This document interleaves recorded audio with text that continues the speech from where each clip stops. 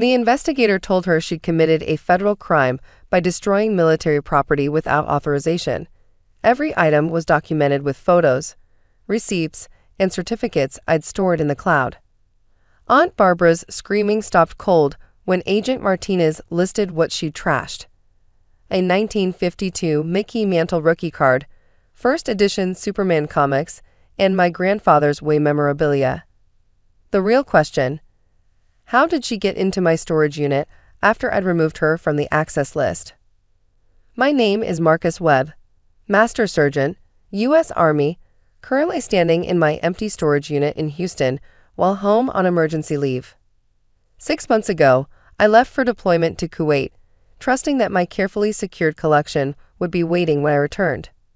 Instead, I'm staring at bare walls and a single note in my aunt's handwriting.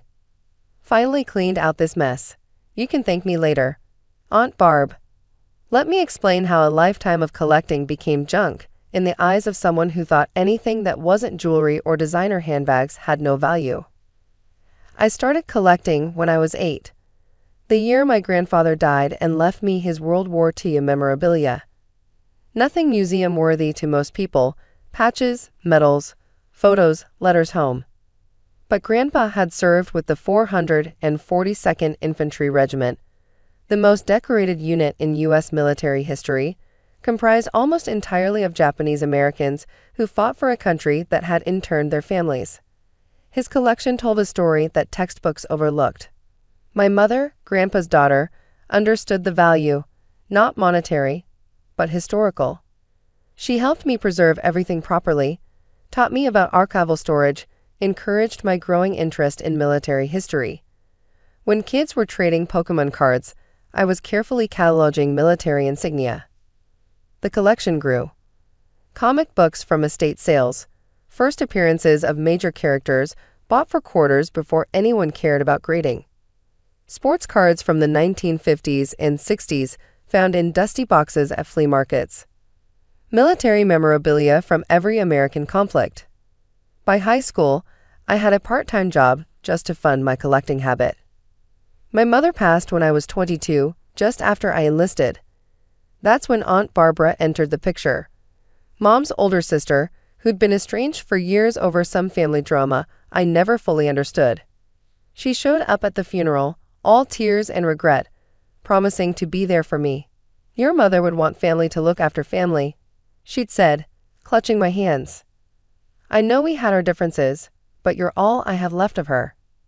I was grieving and about to deploy for the first time. Having family seemed better than having no one. I should have paid attention to how her eyes inventoried Mom's jewelry during the service. For 10 years, Aunt Barbara played the role of caring aunt when it suited her. She'd call before holidays, when she needed money. Visit when I was stateside, when she needed a place to crash. Express interest in my life, when she wanted to know my deployment schedule. The storage unit became necessary when I made sergeant and faced longer deployments. I couldn't keep dragging collections from base to base, and base housing wasn't secure enough for items now worth serious money. I rented a climate-controlled unit in Houston, installed my own security camera system, and spent weeks organizing everything. The comic collection alone had grown to over 3,000 issues, including a near-mint Amazing Fantasy number 15, Spider-Man's first appearance. I bought from an old man whose kids didn't want his funny books. The sports cards filled 40 boxes, organized by year and condition. The military collection had expanded to include items from every major American conflict, each piece researched and authenticated. I documented everything. Photos of each item, receipts when I had them, authentication certificates for the valuable pieces, all backed up to 3 different cloud services because I'd learned redundancy in the Army. The total insured value, $2.3 million. Why do you waste money on this junk? Barbara asked when she helped me move boxes. You could be investing in real estate or the stock market. This is my investment, I explained, showing her a graded comic that had appreciated 400% in 5 years. And its history. Grandpa's medals. Our old war stuff, she interrupted. Marcus, honey, you need to think about your future. What woman is going to want a man who hoards old papers? I stopped sharing my collecting passion with her after that. She was on my storage unit access list only for emergencies. If something happened to me, someone needed to know the value of what was there. I specifically told the storage facility manager that she could enter only with my written permission or death certificate. Before this deployment, something felt off. Barbara was too interested in my schedule, too eager to be helpful. 6 months in Kuwait? That's so long. Let me help with anything you need, she offered. Storage unit payments? Mail? I'm here for you. Everything's on autopay, I told her. But thanks. I even called the storage facility. I'm updating my access list. Please remove Barbara Webb. No one enters without my explicit permission. Understood, Sergeant Webb. We've made the notation. I deployed feeling secure. My collections were safe, insured, and inaccessible. I focused on my mission, leading my squad, staying alive. Barbara sent supportive emails about how proud she was, how she was praying for my safety. Standard aunt stuff that I appreciated from 7,000 miles away. Then, 4 months into deployment, the email came. Hey sweetie. Hope you're staying safe. Vito, I did you a huge favor. Cleaned out that storage unit full of all that old junk. You won't believe how much I got done in just one weekend. The Goodwill guys said it was the biggest donation they'd ever received. You can thank me when you get home. Now you won't waste money on that expensive unit anymore. Love, Aunt Barb. My hands shook as I read it again. And again. Surely she was joking. She had to be joking. I called the storage facility immediately, despite it being 3 a.m. Kuwait time. Sergeant Webb. Yes, ma'am. Your aunt came by with written authorization from you. Email dated last month, stating you wanted the unit cleared due to financial constraints. She had movers and everything. What email? I never sent any email.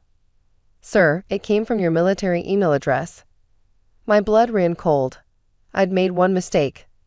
Letting Barbara use my laptop during my pre-deployment leave to check Facebook. She must have accessed my saved passwords, sent the email, then deleted it from my sent folder. Did you verify? Call me? Anything? The email said you'd be unreachable on mission and to deal only with your authorized representative, Ms. Webb. She was on your previous access list, so I hung up and immediately filed for emergency leave.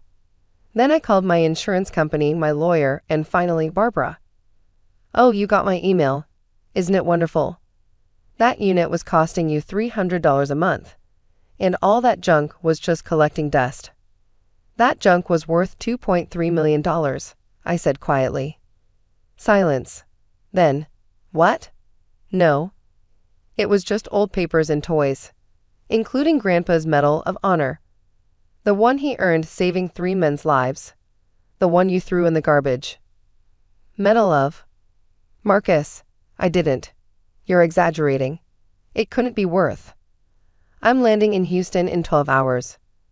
Do not move. Do not leave your house. We need to talk. But first, I had work to do. My lawyer had already started the insurance claim. My documentation was impeccable. Photos of every item, detailed inventories, authentication papers. The storage facility's security footage showed Barbara directing movers to throw everything into trucks. She'd even signed receipts at Goodwill, creating a paper trail of her destruction. When I arrived at the storage unit, Agent Martinez from the FBI was already there. Insurance fraud over $1 million triggered federal involvement, especially when it involved active military personnel. Sergeant Webb, we've reviewed your documentation. This is one of the most thoroughly cataloged collections I've ever seen. He showed me his tablet with my photos.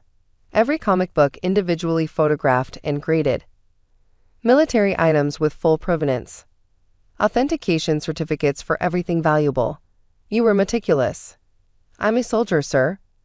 Attention to detail keeps you alive. It's also going to help us prosecute your aunt. She's already admitted to accessing your email without authorization and forging the clearance letter. That's identity theft, wire fraud, and destruction of property over $1 million. All federal crimes. When we arrived at Barbara's house, she'd clearly been crying. "Marcus, thank God you're here. This is all a misunderstanding." "Ma'am?" Agent Martinez interrupted. "I need to inform you that you're under investigation for federal crimes. You have the right to an attorney." Barbara's tears turned to rage. "Federal crimes? For cleaning out junk? Marcus, tell them." "Tell them what? That you hacked my email? That you destroyed a collection I spent 20 years building? That you threw away Grandpa's medals that honored his service while his family was in internment camps?" "I didn't know." "Because you never asked. You never cared. You saw boxes and assumed trash because it wasn't something you could wear or show off." Agent Martinez pulled out photos from Goodwill's security cameras. "Ma'am, can you explain why you told the donation center that your nephew was a hoarder who needed tough love?" Barbara went pale. "I was trying to help. By specifically waiting until he was deployed and couldn't stop you." He showed another document. "We have your text messages to your friend Linda. Finally got into that storage unit. Going to teach my nephew a lesson about wasting money on garbage. He'll thank me when he sees how much I'm saving him." The investigation revealed everything. Barbara had been planning this for months. She'd researched how to access military email, waited until I was deployed, and systematically destroyed everything. What she hadn't counted on was the documentation, the insurance, or federal investigators who took destruction of military personnel property very seriously. The Goodwill had sold some items before I could recover them. My amazing fantasy number 15 went to a dealer for $50 who flipped it for $45,000 within a week. Some military items ended up in an antique shop. But the damage was done. 20 years of careful collecting destroyed in a weekend. Why? I asked Barbara during one of the depositions. "What did you gain?" She couldn't meet my eyes. I thought if you didn't have all that junk tying you down, you'd invest in something sensible. Maybe help family who needed it instead of hoarding old papers." There it was. She'd see my collection as money that should have been hers. Every dollar spent on junk was a dollar not available for her to borrow and never repay. The federal case was straightforward. Barbara pled guilty to avoid trial, wire fraud, identity theft, and destruction of property. The judge, a veteran himself, was particularly unsympathetic to someone who targeted deployed military. "Ms. Webb, you didn't just destroy property, you destroyed history. Military medals that honored sacrifice. First edition comics that brought joy to generations. Sports cards that connected fathers and sons. And you did it out of greed and ignorance, targeting your nephew while he served his country overseas." She got 18 months in federal prison and was ordered to pay full restitution, $2.3 million she didn't have. Her house, car, and retirement accounts were seized. She'd spend the rest of her life paying me back. The storage facility's insurance covered some losses, as did my personal policy. Combined with the restitution order, I'll eventually recover financially. But some things can't be replaced. Grandpa's medals are gone forever. The comics I'd hunted for years vanished. Each item had a story, a memory attached. I've started collecting again slowly. Other veterans have reached out, offering pieces from their collections to help rebuild mine. A comic shop owner who bought some of my issues from Goodwill returned them at cost when he heard the story. The military collecting community especially rallied. Grandpa's unit insignia was rebuilt through donations from other 442nd families who understood the history's importance. Barbara writes from prison sometimes. Apologies mixed with justifications, requests for forgiveness wrapped in subtle asks for money. I don't respond. Some things, once broken, can't be fixed with sorry. My new storage unit has better security, biometric locks, 24/7 monitoring, and no family on the access list. The collection grows slowly but surely. Each piece is still documented, photographed, backed up to the cloud that saved me once before. And sometimes, late at night in the barracks, I pull up those photos on my laptop. Not for the monetary value, though seeing that Mickey Mantle card still hurts, but for the memories. Each item was a moment in time, a piece of history saved from being forgotten. That's what Barbara never understood. It was never about the money. It was about preservation, connection, honoring the past while building a future. She saw junk where I saw stories. She saw waste where I saw investment, not just financial, but cultural, historical, personal. The investigator was right about one thing. I was meticulous. In the Army, we learn that attention to detail isn't just about following orders. It's about being prepared for the unexpected, documenting everything, having contingencies. I just never expected the enemy to be family, or the battlefield to be a storage unit in Houston. But like any good soldier, I adapted, overcame, and rebuilt. The collection grows again, one piece at a time. And somewhere in federal prison, my aunt is learning that one person's junk really can be another's treasure, especially when that treasure is worth $2.3 million and comes with FBI investigators. Lesson learned: always back up to the cloud. You never know when someone might try to delete your life while you're defending your country. The day they stole my life savings, I didn't cry. I smiled. My name is Zella, and I've been the family disappointment for as long as I can remember. While my siblings collected degrees like trophies, I collected paychecks from whatever job would have me: gas station attendant by day, diner waitress by night, 28 years old and still living in my childhood bedroom because rent in this city costs more than I make in 2 months. Zella, can you cover my shift tonight? My coworker Danny leaned against the counter, already pulling off his uniform vest. My girlfriend's having some drama. Sure. I didn't look up from restocking cigarettes. Danny had girlfriend drama 3 times a week, but I needed the overtime. The bell chimed as a customer walked in. Designer heels clicked across the grimy linoleum, a sound that didn't belong in our neighborhood. I turned around, and there she was. Gianna, my older sister, looking like she'd stepped out of a magazine. Her engagement ring caught the fluorescent lights, throwing tiny rainbows across the lottery ticket display. Well, well. She examined her manicured nails. Still playing store clerk, I see. It's called working. I rang up her bottled water. Some of us have to. Some of us chose better paths. She slid a 20 across the counter. Speaking of which, I need to talk to you about tomorrow. Tomorrow, her wedding day. The event our parents had been planning and paying for like it was a royal coronation. I'm working a double. You're coming to my wedding, Zella, family obligation.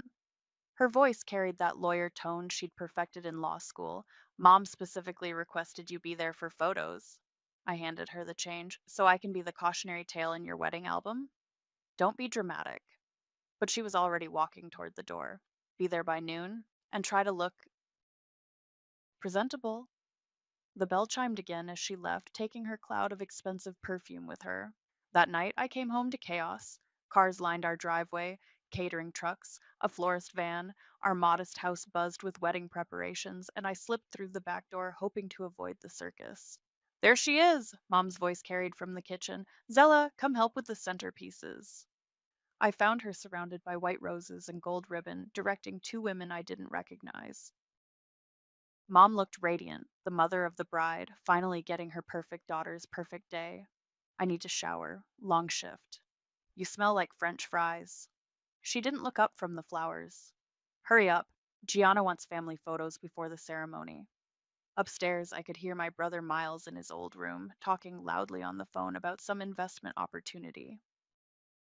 His finance job had made him insufferable, every conversation peppered with terms like market volatility and portfolio diversification.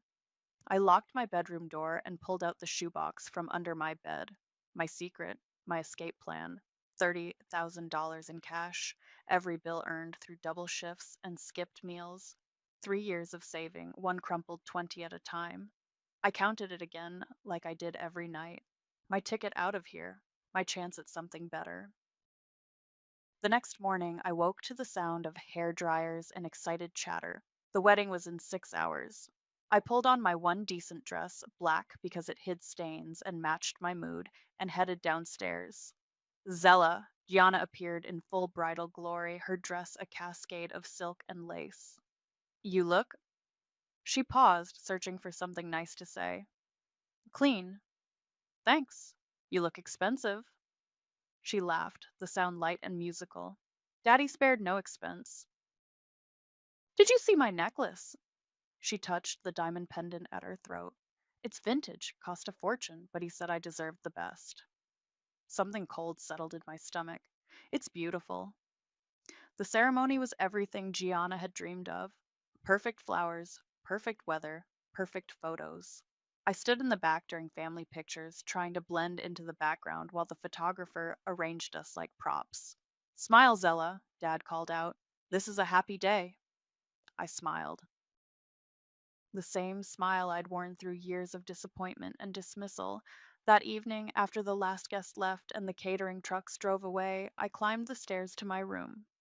The house felt different, emptier somehow, like something had shifted while we were all pretending to be happy. I reached under my bed for the shoebox. It was gone. I tore apart my room, checking every corner, every hiding spot. Nothing. My hands shook as I searched, but I already knew the truth. Looking for something? Dad stood in my doorway, still wearing his wedding tuxedo. Where is it? Your little nest egg? He straightened his bow tie. We contributed it to the wedding fund. Consider it your gift to your sister. You stole from me. We invested in family. Gianna needed the perfect wedding, and you needed to learn about sacrifice. He turned to leave, then paused. Besides, what were you going to do with $30,000? Buy a better class of failure? I stood there in my destroyed room, surrounded by the wreckage of my dreams. And then I smiled, really smiled, for the first time in years. That night, I stared at myself in the bathroom mirror, my reflection distorted by the cracked glass. My lips moved, forming words too quiet for anyone else to hear. They'll regret this. All of them. 2 weeks later, I was eating a gas station sandwich in the alley behind work when I decided to buy a lottery ticket. Not because I believed in luck. Luck had never done me any favors, but the scratch off display was right there, mocking me with promises of instant millions, and I had $3 in my pocket that used to be part of my stolen savings. Give me that one. I pointed to a ticket called Golden Fortune. $20 prize maximum, according to the fine print. Enough for dinner somewhere that didn't serve food wrapped in plastic. The cashier, Mrs. Rodriguez, handed it over with a sympathetic smile. She'd watched me work double shifts for months, probably knew my story better than my own family did. Good luck, mija. I walked back to the alley and sat on an overturned milk crate, using my car key to scratch off the silver coating. The first number matched, then the second. My hands started shaking. All 6 numbers matched. I stared at the ticket, certain I was hallucinating from too much caffeine and not enough sleep. The prize amount seemed impossible. $500,000. $500 million. No way. I scratched the numbers again, harder this time, like I could change reality through friction. No freaking way. My phone buzzed. A text from my manager. Can you stay late? Danny called out again. I looked at the ticket, then at my phone, then back at the ticket. The numbers hadn't changed. I was holding $500 million in my trembling hands. I stood up so fast the milk crate toppled over. My sandwich fell to the ground, but I didn't care. I couldn't breathe. The alley walls felt like they were closing in.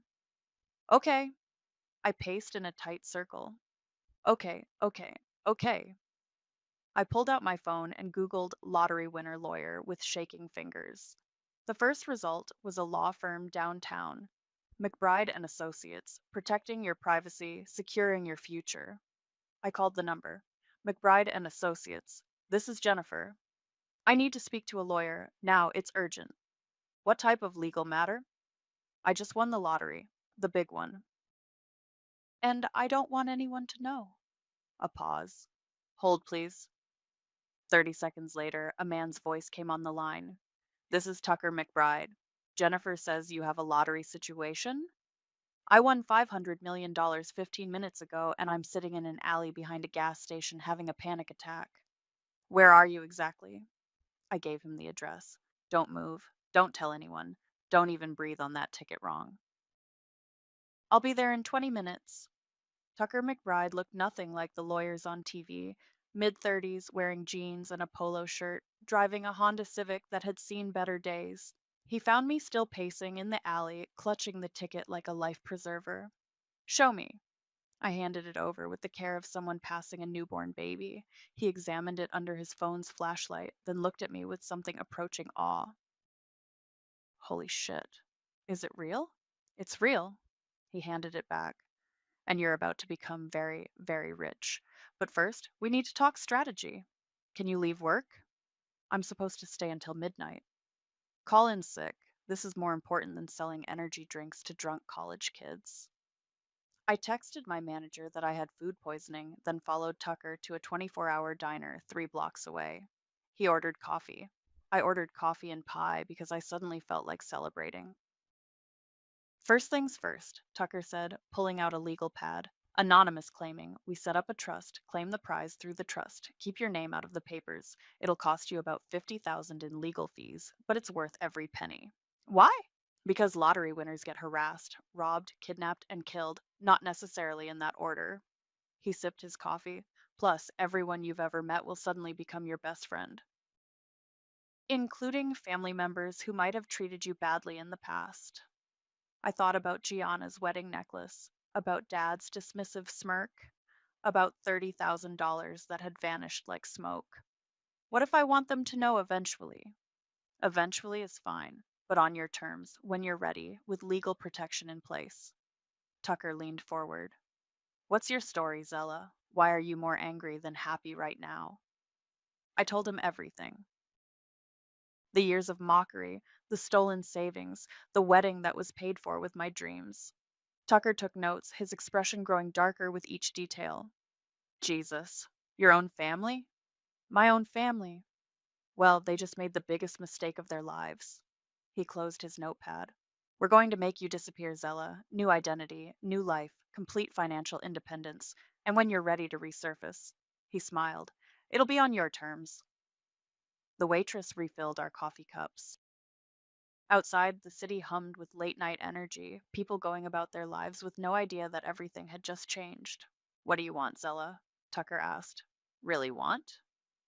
I thought about my empty shoebox, about Gianna's perfect wedding, about Dad's cruel words and Mom's disappointed sighs, about every slight, every insult, every moment they'd made me feel worthless. I met Tucker's eyes without blinking. I want justice. And I want them to choke on their laughter. 3 months later, I was sitting in a coffee shop in Portland, Oregon, reading about my own disappearance. Local woman missing after lottery ticket purchase. The headline read. Mom had given an interview, dabbing her eyes with tissues while describing her troubled daughter who'd vanished without a trace. She was always unstable, Mom told the reporter, working those awful jobs, never settling down. We're worried she might have hurt herself. I closed the laptop and smiled. If only she knew I was sipping a $15 latte in a city she'd never think to look. Tucker had been thorough. My new name was Zella Morrison, close enough that I'd respond naturally, different enough to fool background checks. The trust he'd set up claimed the lottery prize while I was already 3 states away, having quit both jobs via text message. My phone rang. Tucker. How's the new life treating you? Quiet. Boring. Perfect. I stirred my latte. Any updates on the home front? Your brother Miles is asking around about you, posted on social media, wondering if anyone's seen you. Got about 12 likes. Heartwarming. There's something else. I've been monitoring their finances like you asked. Your parents took out a second mortgage last month, big one. I sat up straighter. How big? 200,000. And your sister's law firm is hemorrhaging clients. 3 major cases fell through this quarter. Interesting timing. Zella, what aren't you telling me? I'd spent the last 3 months doing more than just hiding. I'd been studying, learning, planning. The business courses I'd enrolled in under my new identity were paying off faster than I'd expected. I may have made some investments. What kind of investments? The kind that hurt people who deserve it. Tucker sighed. Please tell me you're not doing anything illegal. Completely legal, just strategic. I opened my laptop again. Did you know that Gianna's biggest client is a real estate development company called Meridian Holdings? Should I? Probably not, but you should know that Meridian Holdings is about to lose their primary investor. Something about concerns over their legal representation. Zella. And Miles works for Hartwell Financial, right? Interesting company. Very interested in cryptocurrency investments. Almost suspiciously interested. What did you do? I made some phone calls, asked some questions. Turns out Miles has been moving client money into his personal crypto accounts, skimming profits. Very illegal. You can't just, I didn't do anything. I just happened to mention my concerns to the right people. Anonymous tip to the SEC. Purely civic minded. Tucker was quiet for a long moment. You're playing with fire. They lit the match when they stole from me. This isn't just about the money anymore, is it? I thought about the years of condescension, the constant reminders that I wasn't good enough, smart enough, successful enough, the way they'd dismissed my dreams like they were jokes. It was never just about the money. That evening, I was cooking dinner in my modest Portland apartment when my laptop chimed with a news alert. I'd set up Google alerts for my family's names purely for research purposes. Hartwell financial executive under investigation for fraud. Miles's photo stared back at me from the screen. He looked older, more tired than I remembered. The article detailed allegations of cryptocurrency embezzlement, client fund misappropriation, and securities fraud.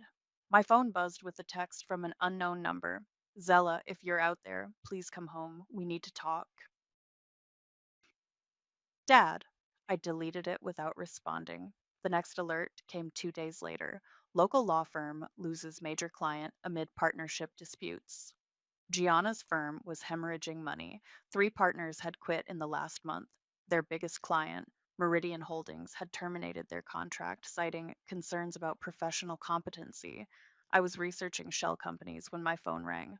Unknown number. Hello? Zella? Mom's voice shaky and desperate. Zella, is that you? I almost hung up. Almost. But something in her tone made me pause. How did you get this number? I've been calling every number I could find, hoping. Zella, please come home. Your father's having chest pains, and Miles is in trouble, and Gianna's practice is falling apart. We need you. You need me. I laughed, the sound bitter even to my own ears. That's rich. I know we haven't always.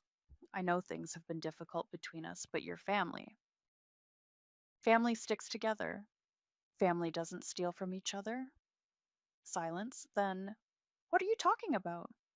My savings, Mom. The $30,000 you took for Gianna's wedding.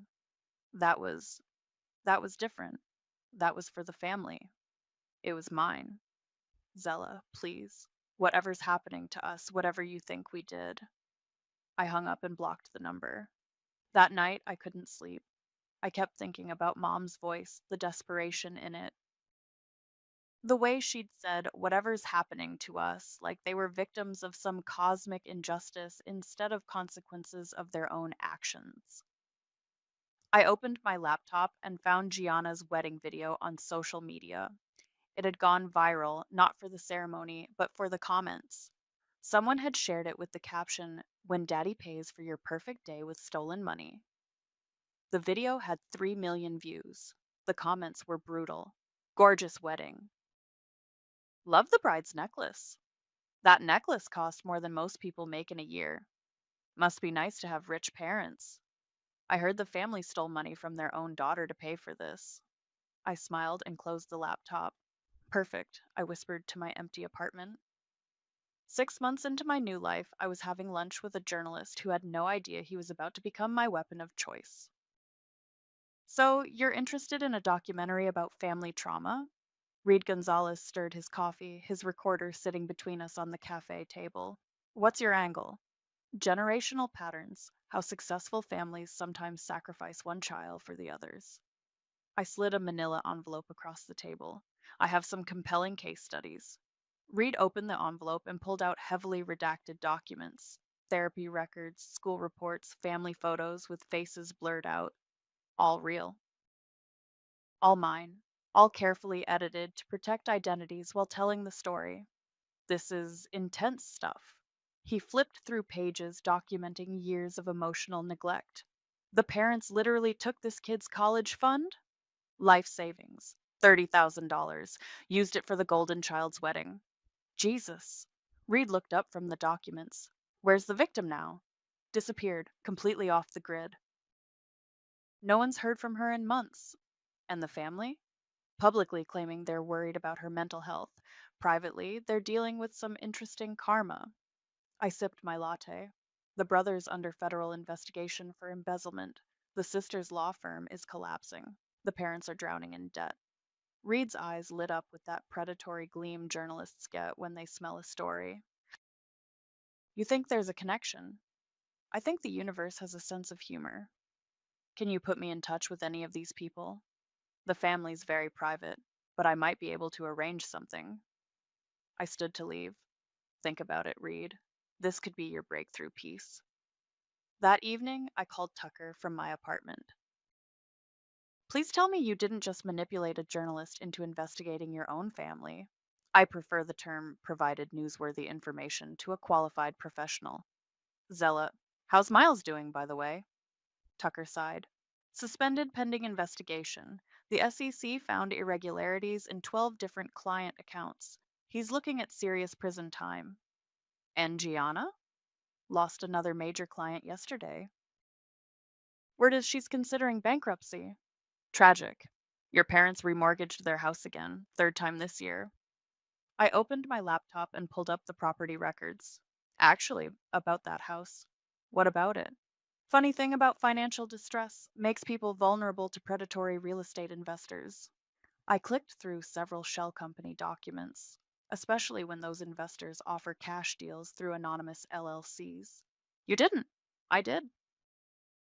Bought their mortgage from the bank yesterday. Technically, I'm now their landlord. That's that's diabolical. That's business. The next morning, I woke up to 17 missed calls from unknown numbers. I ignored them and made coffee, checking my news alerts while the machine brewed. Local family's dark secrets exposed in viral investigation. Reed had worked fast. His article was everywhere: social media, news websites, morning talk shows. He'd managed to piece together enough details to make the story compelling without revealing names, but anyone who knew my family would recognize them instantly. The headline read, "The Golden Child's Wedding: How One Family's Favoritism Led to Financial Ruin." My phone rang. Tucker. Have you seen the news? Just reading it now. I scrolled through the article, impressed by Reed's thoroughness. He's a good writer. Zella, this is getting out of hand. Your mother called my office crying. She somehow figured out I represent you. What did you tell her? Nothing. Client confidentiality. But she's desperate. They all are. Good. Your brother's lawyer called too. Wants to discuss a plea deal.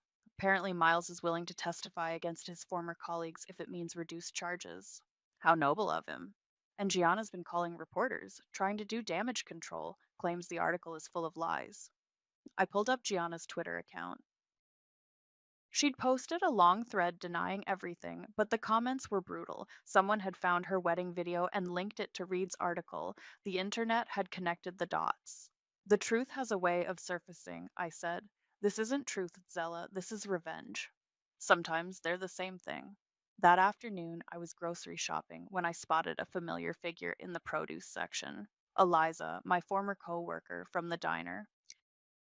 The only person from my old life who'd ever treated me with genuine kindness. Zella? She dropped her basket, oranges rolling across the floor. Oh my god, everyone's been looking for you. Your family thinks you're dead. I'm fine. I helped her collect the oranges. Just needed a fresh start. But the news, that article about family abuse, people are saying it's about your family. People say a lot of things. Eliza studied my face, taking in my new clothes, my healthier appearance, the confidence I'd never had before. You look different. Good, different. I feel different. Are you coming back? I thought about my parents' desperate phone calls, Miles's legal troubles, Gianna's crumbling career, about the house I now owned and the mortgage payments they couldn't make. Eventually, Zella, whatever happened between you and your family? They stole from me, Eliza. $30,000 I saved working two jobs, used it for Gianna's wedding, and told me I should be grateful to contribute to the family. Her face went pale. That's that's horrible. It was educational. What are you going to do? I smiled, the same smile I'd worn the night they stole my savings. But this time, it felt different, sharper, more dangerous. I'm going to give them exactly what they deserve. That night, I sat in my apartment reviewing financial reports. Miles's embezzlement trial was set for next month. Gianna's firm had lost six more clients. My parents had missed their mortgage payment for the second time. Everything was falling into place. My phone buzzed with a text from Reed. My editor wants a follow up piece. Any chance your source would be willing to go on record? I stared at the message for a long moment, then typed back, maybe. Let me make some calls. It was time to come home. The call came on a Tuesday morning while I was reviewing investment portfolios in my Portland apartment. This is Sarah from Morning America. We're doing a segment on lottery winners and their stories. Would you be interested in participating? I'd been expecting this call for weeks. Tucker had helped me plant the seeds, anonymous tips to producers about an interesting lottery winner with a compelling backstory. What kind of story are you looking for? Human interest, triumph over adversity. We understand you claimed your prize anonymously, which is unusual. Our viewers love stories about people who overcome difficult circumstances. I might be interested. When would this air? Next week, live broadcast, national audience, about 15 million viewers. Perfect. I'll do it. Tucker met me at the airport when I flew back east. He looked nervous. Are you sure about this? Once you go public, there's no taking it back. I'm ready. Your family's been calling my office nonstop since Reed's article went viral. Your mother sounds desperate. She should be. The Morning America studio was smaller than I'd expected, but the energy was electric. Cameras, lights, producers rushing around with clipboards. I sat in the green room, wearing a simple blue dress that cost more than I used to make in a month. Zella Morrison, a producer with a headset, appeared. We're ready for you. The host, Janet Williams, greeted me with the kind of warm smile that television personalities perfect. Thank you for joining us. I know this is a big step, going public with your story. It's time. Let's start from the beginning. You won $500 million in the state lottery 8 months ago, but you claimed the prize anonymously. Why the secrecy? I needed time to process what had happened. Winning that much money changes everything. Tell us about your life before the win.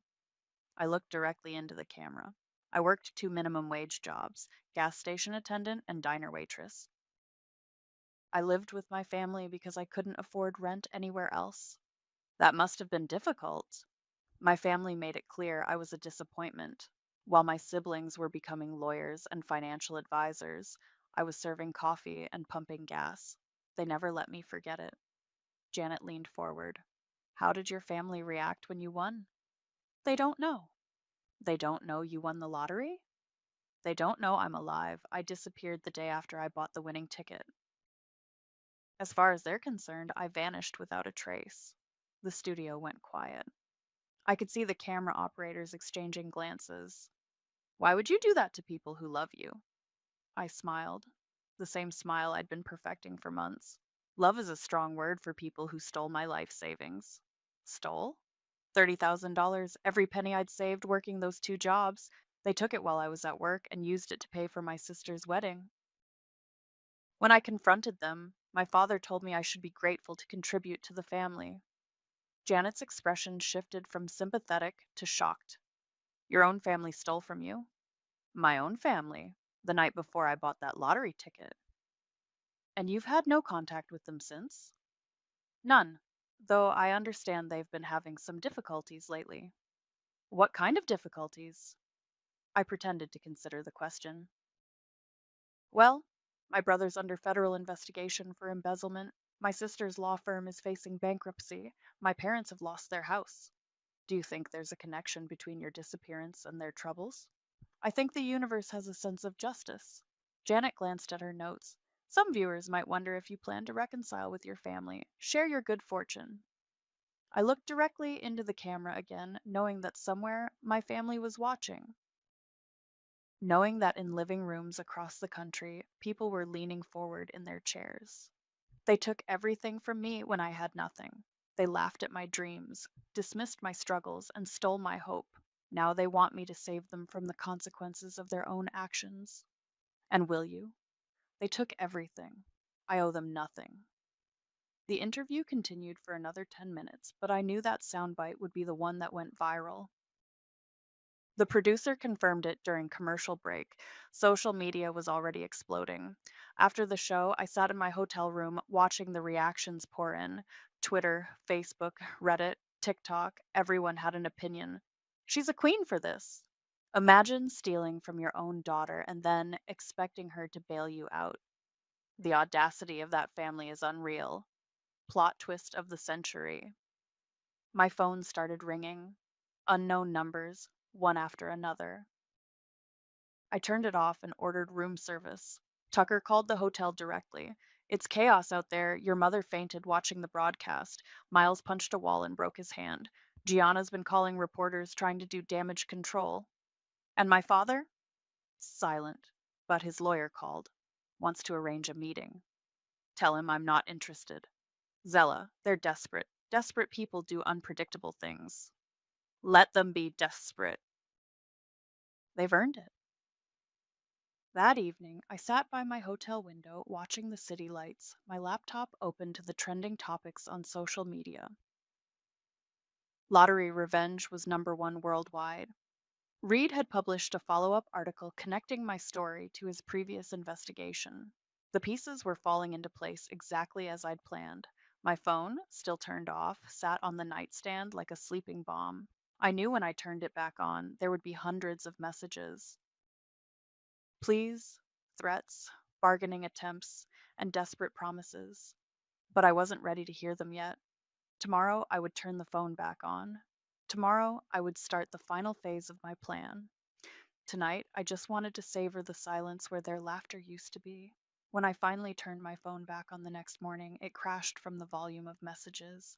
537 missed calls, over 2,000 text messages. My voicemail was full. I scrolled through the chaos while drinking coffee in my hotel room. Death threats from strangers who thought I was heartless, marriage proposals from people who wanted my money, interview requests from every media outlet in the country. But the messages that mattered came from 4 numbers I recognized. Gianna's voicemail was first. Zella, please, I'm begging you. I know we hurt you, but this has gone too far. My practice is ruined. I'm losing everything. Please call me back. Miles had sent 17 texts, each more desperate than the last. This is insane. You're destroying our family over money. Dad's in the hospital. Mom won't stop crying. Call me. Mom's message was barely coherent through her sobs. Zella, baby, please come home. I don't understand what's happening. Your father's having chest pains, and the bank is foreclosing, and Miles might go to prison. We need you. Please. Dad's message was different, colder. We need to talk. This vendetta of yours ends now. Call my lawyer. We can work something out. I deleted them all and called Tucker. Please tell me you're not checking social media. Why? Because half the internet wants to marry you and the other half wants you dead. You've broken Twitter, literally. The servers crashed twice yesterday. What about my family? Your father hired a crisis management firm. They're trying to control the narrative, claiming you're mentally unstable and making false accusations. And? It's not working. Reed published bank records showing the $30,000 withdrawal on your sister's wedding day. The timeline matches your story perfectly. I pulled up Reed's latest article on my laptop. The headline read, "The Receipts: How a Family's Greed Created a Lottery Winner's Revenge." He's thorough. Too thorough. Zella, they know where you're staying. Hotel security called my office this morning. Your mother's in the lobby. I looked out my window. Sure enough, there was Mom on the sidewalk below, clutching a tissue and talking to reporters who'd gathered like vultures. She's been there since 6 a.m., Tucker continued, crying for the cameras, begging you to forgive the family. Performance of a lifetime. This isn't a game anymore. You need security. I need to end this. I hung up and called the front desk. This is Zella Morrison in the penthouse. I'd like to arrange a press conference in your ballroom this afternoon. 2 hours later, I stood behind a podium facing 50 reporters and twice as many cameras. Mom sat in the front row, her face puffy from crying. She'd dressed carefully, the grieving mother outfit, complete with a cross necklace she'd never worn before. I'll take questions now. A reporter from CNN raised her hand. Zella, your mother is here today. Have you spoken to her?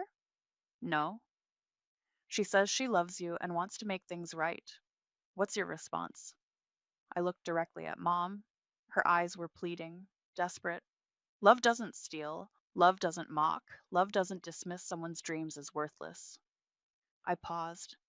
What my family showed me wasn't love, it was convenience. Mom stood up, her voice breaking. Zella, please, I'm sorry. We're all sorry. Just come home. Home? I laughed. You mean the house I now own? The one you can't afford to live in anymore? The room went silent. Mom's face went white. That's right, I continued. I bought your mortgage. Technically, you're my tenants now, and you're 3 months behind on rent. A reporter shouted, Are you evicting your own parents? I'm a businesswoman. I don't make emotional decisions about real estate. Mom collapsed back into her chair, sobbing. The cameras captured every tear. Any other questions? What about your siblings?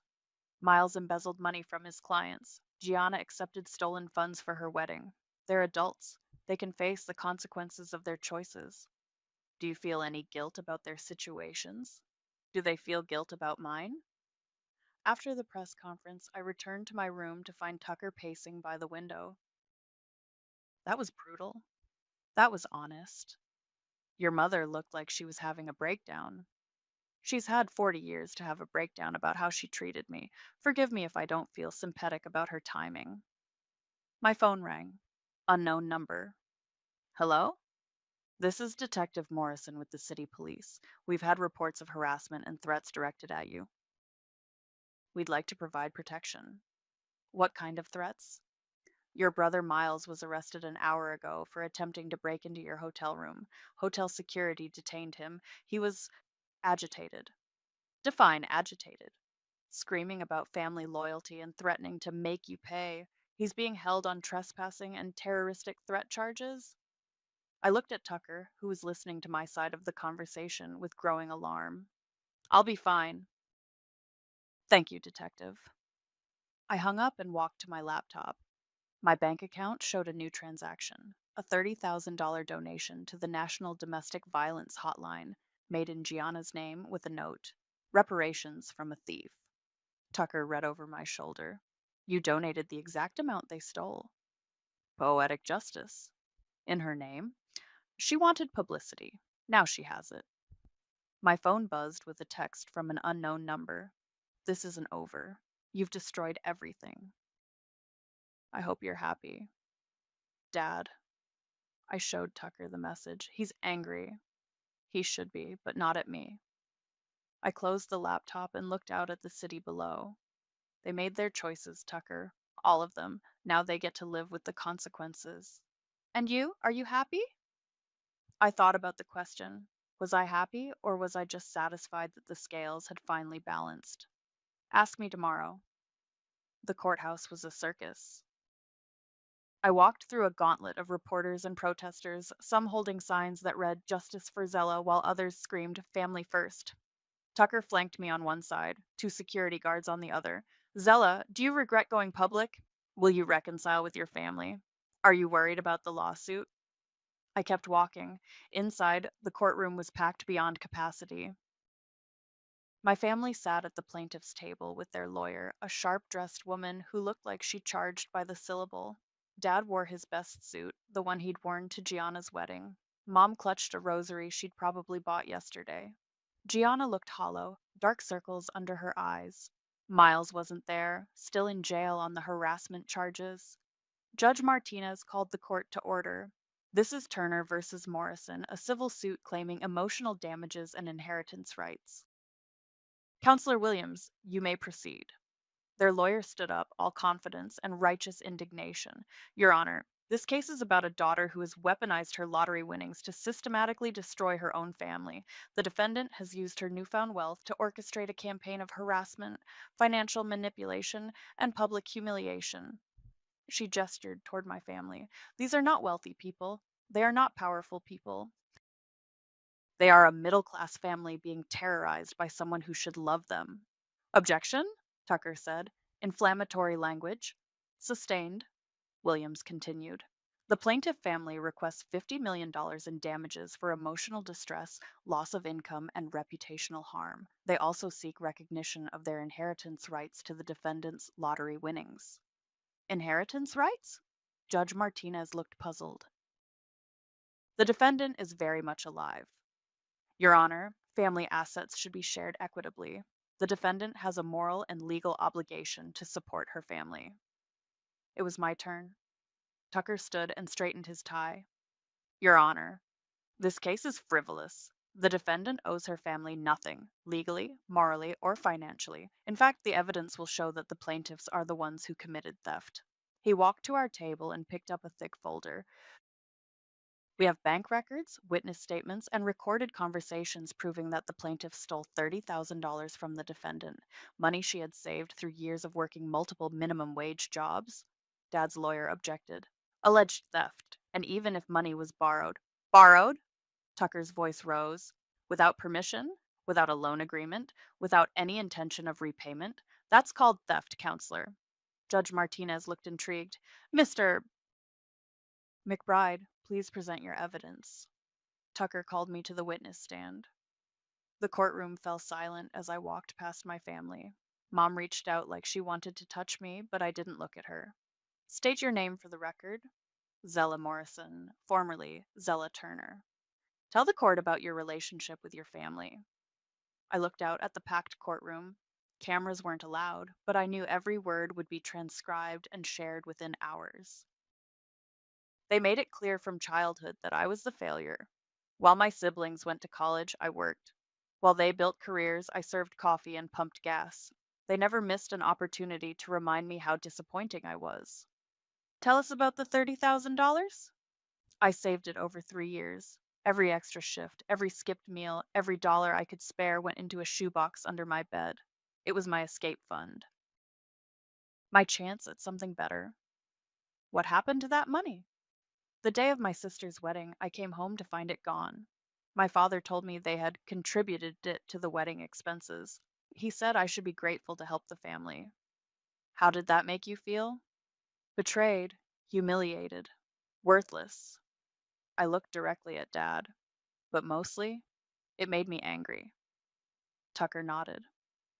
What did you do after winning the lottery? I disappeared. I needed time to process what had happened and plan my future. Did you orchestrate your family's current financial difficulties?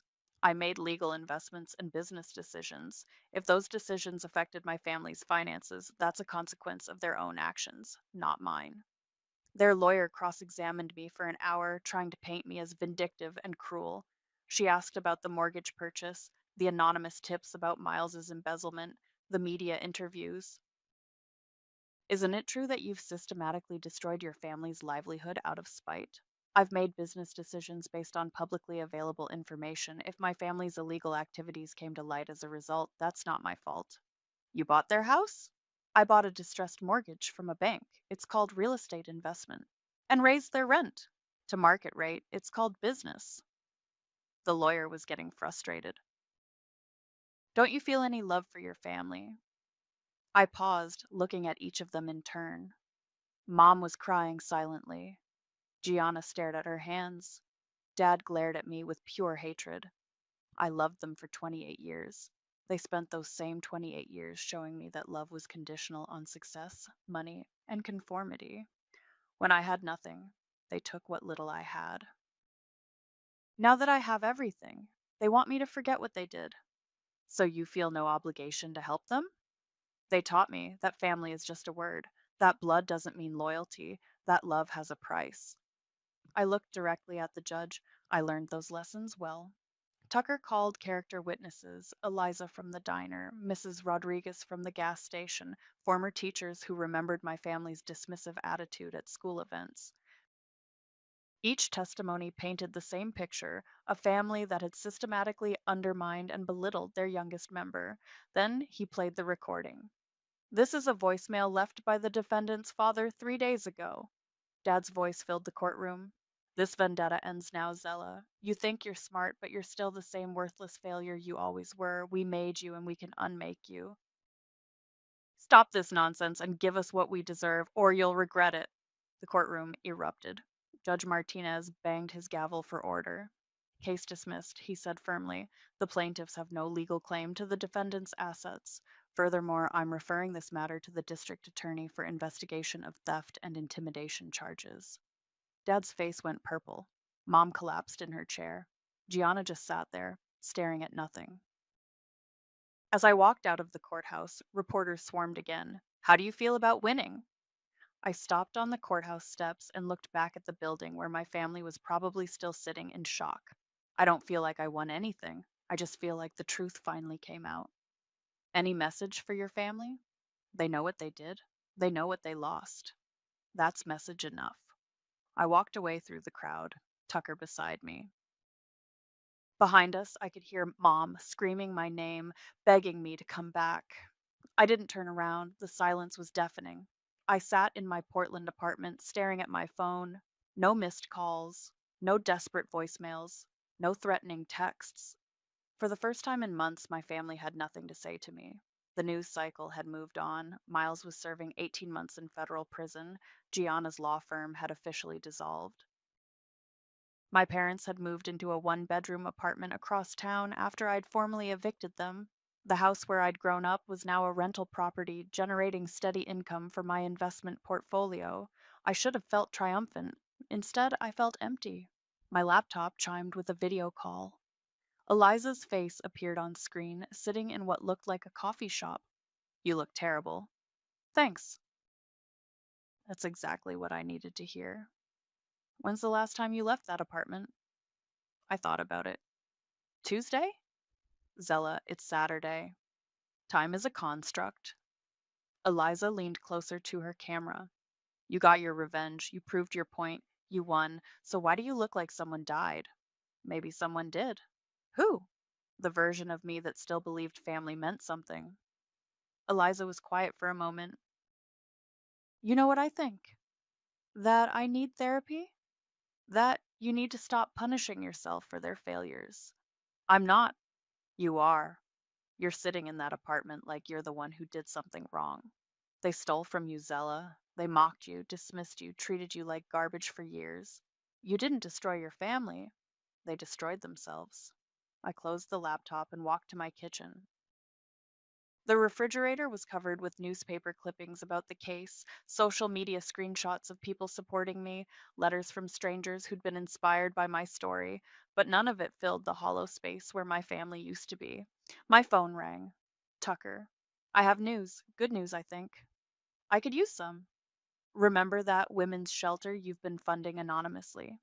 What about it? They want to name it after you, the Zella Morrison Center for Financial Independence. They're planning a dedication ceremony. I don't want my name on anything. Why not? You've helped over 200 women get back on their feet. You've funded job training programs, childcare, legal aid. You should be proud. I just wrote checks, Tucker. That's not heroic. You wrote checks because you understood what it felt like to be powerless. That's exactly heroic. After he hung up, I found myself thinking about those women, single mothers working 3 jobs, abuse survivors starting over with nothing, women who reminded me of myself before the lottery ticket changed everything. I grabbed my keys and drove to the shelter. The director, Maria, greeted me at the door. Zella, what a surprise! The women are going to be so excited to meet you. I don't want to make a big deal. Too late. She led me through the building, pointing out the job training center, the childcare facility, the legal aid office, all funded by my donations, all helping women rebuild their lives. There's someone I want you to meet. We stopped at a computer lab where a young woman was typing furiously on a resume. She looked up when we approached. "This is Sarah," Maria said. "She just got accepted to nursing school." Sarah stood up, her face lighting up. "You're her. You're the lottery winner who told off her family on TV." "That's me. I watched that interview like 50 times. My family treated me the same way yours did. Always telling me I wasn't good enough, that I'd never amount to anything." She gestured around the room. "This place gave me a chance to prove them wrong. Just like you did. You proved yourself wrong. I just got lucky. Luck had nothing to do with it. You could have taken that money and disappeared forever. Instead, you came back and fought. That takes courage." As I drove home, Sarah's words echoed in my head. I'd been so focused on what I'd lost, the family that never really loved me, that I'd forgotten what I'd gained. The power to help people who'd been where I was. The ability to turn my pain into something useful. My phone buzzed with a text from an unknown number. "Saw you on the news again. Still think you're a selfish bitch. Hope you're happy alone. Miles." I stared at the message for a long moment, then deleted it without responding. Some people never learn, but I had learned.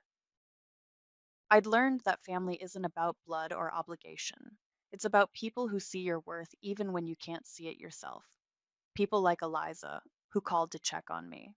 Tucker, who protected my interests without judgment. Maria and Sarah and hundreds of other women who understood that sometimes you have to burn down the old life to build a new one. I pulled into my driveway and sat in the car for a moment, looking at my modest house. Not the mansion I could afford, but a home that felt like mine. A place where no one could take my dreams and call them worthless. My phone rang. Eliza again. "How was your mystery errand?" "Educational." "Good, because I'm coming to visit next weekend, and I expect you to show me around like a proper tour guide." "I don't really know the city that well." "Then we'll figure it out together. That's what friends do." I walked into my house and looked around. The newspaper clippings on my refrigerator, the thank you letters from shelter residents, the photo of me at the dedication ceremony surrounded by women who'd rebuilt their lives from nothing. This was my family now. Not perfect, not traditional, but real. I opened my laptop and started typing an email to the shelter's board of directors. I had an idea for a new program, financial literacy classes for young women from difficult families. A way to help them save their own $30,000 without anyone being able to steal it. The girl who used to hide money in a shoebox was gone. In her place was a woman who could hide money in offshore accounts, investment portfolios, and charitable trusts. They'd taught me that love had conditions. I'd learned to love without them. They'd taught me that family was everything. I'd learned to build my own. They'd taught me to be small. I'd learned to be powerful. And somewhere in a one-bedroom apartment across town, they were learning that actions have consequences. The scales were finally balanced. I've always been the sensible one. It's a label you get when you're the kid who balances your checkbook at 16 and the adult who reads the fine print on a mortgage application for fun. My name is Brooke. I'm 42. I'm a forensic accountant. And for the last 18 years, I've built a life on the solid bedrock of predictability. My husband, Alvin, is 45. He's the charming one, the one who can talk his way into anything, and I'm the one who makes sure the foundations are sound. We have 2 kids, Viviana, who is 17 and buried in college applications, and Keith, who is 15 and thinks he's the next coding prodigy. Our life, from the outside, is a carefully curated picture of suburban success. Tonight, that picture started to crack. It began with a notice from Viviana's school tucked under a magnet on the fridge. It was a polite but firm reminder that the fall semester's final tuition installment was 10 days past due. I felt a prickle of annoyance.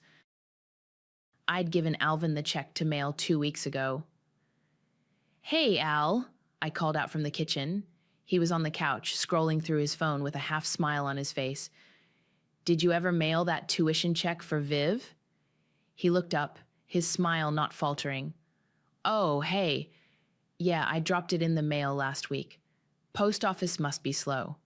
He shrugged, a gesture so casual it should have been reassuring. It wasn't.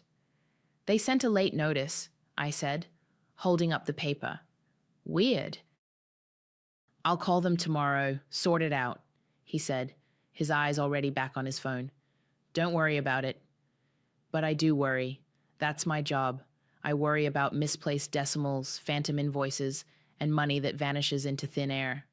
I pay the bills in this house because I'm the sensible one, but I'd let him handle this one payment because he'd insisted.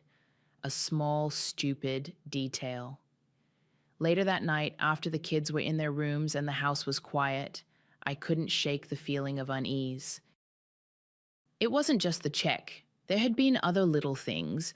A credit card payment that was slightly higher than my projections, a vague answer about a withdrawal from our personal savings. Alvin always had a plausible story, a charming deflection. For years, I'd accepted them. I decided to do a quick review of the main accounts before bed, just to settle my nerves. Our primary accounts looked fine, if a little lower than I'd like. But the college fund, I hadn't looked at the detailed statements for that in a while. The fund was a collection of mutual funds and bonds, an account we'd started the year Viviana was born. It was supposed to be our kids' launch pad, the one thing we never, ever touched. The new statements were all online, but the original account setup and the first decade of records were archived on my old laptop. I pulled the heavy machine from the back of my office closet, blew dust off the lid, and waited for it to groan to life. I navigated through ancient folders, my muscle memory still intact. I found the investment portfolio and opened the earliest archived statements. The numbers were all there, a steady history of contributions and growth. I started scrolling forward, year by year, my eyes scanning the transaction logs. Everything looked normal. Deposits in, dividends reinvested. Then I hit a statement from almost exactly 10 years ago. My breath caught. There, on a single line dated October 17th, was a wire transfer out, a withdrawal, $15,000. It was a clean, stark number that didn't belong. My heart started a low, heavy drumbeat against my ribs. We had never discussed a withdrawal. Not for a new roof, not for a car, not for anything. The recipient description was brief. B. Stewart. My mind raced. B. Stewart? It had to be a mistake, a bank error. But the transaction was confirmed, the funds gone. I frantically scanned the next few months of statements, then the next year's. I was looking for the corresponding deposit, the sign that this was a temporary loan, a mistake that was quickly rectified. There was nothing. The money was never put back. $15,000 wired to my husband's younger brother, Bruno, 10 years ago. Siphoned directly from the account meant to secure our children's future and never replaced. The room felt suddenly cold.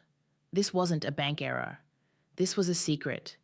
And for a woman whose entire career was built on finding them, I knew with a certainty that chilled me to the bone that this was only the beginning. Sleep didn't come that night. The glowing screen of the old laptop burned the image of that $15,000 withdrawal into my mind. One transaction could be a mistake, a desperate one-time loan for a family emergency that Alvin was too ashamed to mention. I wanted to believe that, but my professional instincts, the ones that had sniffed out multi-million-dollar fraud schemes from a single misplaced invoice, were screaming at me. For the next 3 nights, I lived a double life. By day, I was a wife and mother, making packed lunches, asking about homework, and smiling at Alvin across the dinner table. But after he went to bed, my real work began. I didn't use the old laptop again. It was too slow, too risky. I used my work machine, the one with encrypted drives and firewalls, and created a new project folder. I labeled it Stewart Education Fund Audit. It felt cold, clinical. It felt right. I logged into the investment portal. We had joint access, but I was the only one who ever really checked it. Alvin trusted me to handle it. The irony was a bitter pill. I started downloading every monthly and quarterly statement, going back 10 years. I worked backward from the present day, my mouse clicking with a grim rhythm in the silent house. The first withdrawal wasn't the last. It was just the first domino. 2 years later, another transfer, $8,500. The memo line was blank. 6 months after that, $12,000, coded as a capital loss that didn't match any market downturn. Then they started getting more frequent. 5,000 here, 3,000 there. A steady, methodical siphoning, like 1,000 tiny cuts bleeding the account dry. I built a spreadsheet, my fingers flying across the keyboard. Each line item was a date, an amount, and a destination. Every single withdrawal, without exception, went to an account under the name Bruno Stewart. I cross-referenced the dates with our old family calendars and my own memory. That $12,000, it coincided with the month Bruno launched a failed food truck business, the $8,500, just before he took a lavish trip to Thailand, posting pictures of himself on a beach while we were fixing a leak in our roof. The total was staggering. By the time I got to the most recent statement, the number at the bottom of my spreadsheet was a monster. Over the last decade, Alvin had funneled more than $180,000 from our children's college fund to his brother. The money was one thing. I'm a numbers person. I could quantify the loss. It was the deception that hollowed me out.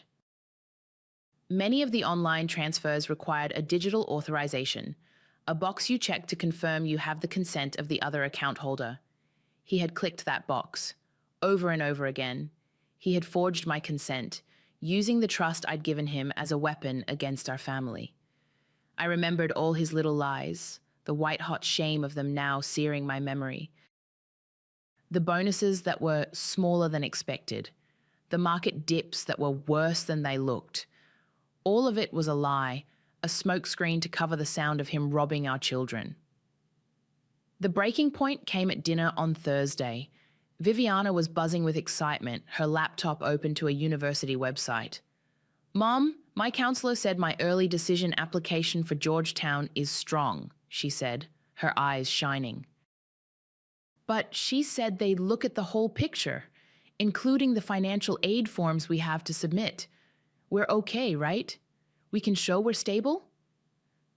I looked across the table at Alvin, who was smiling at his daughter, nodding like the proudest father in the world.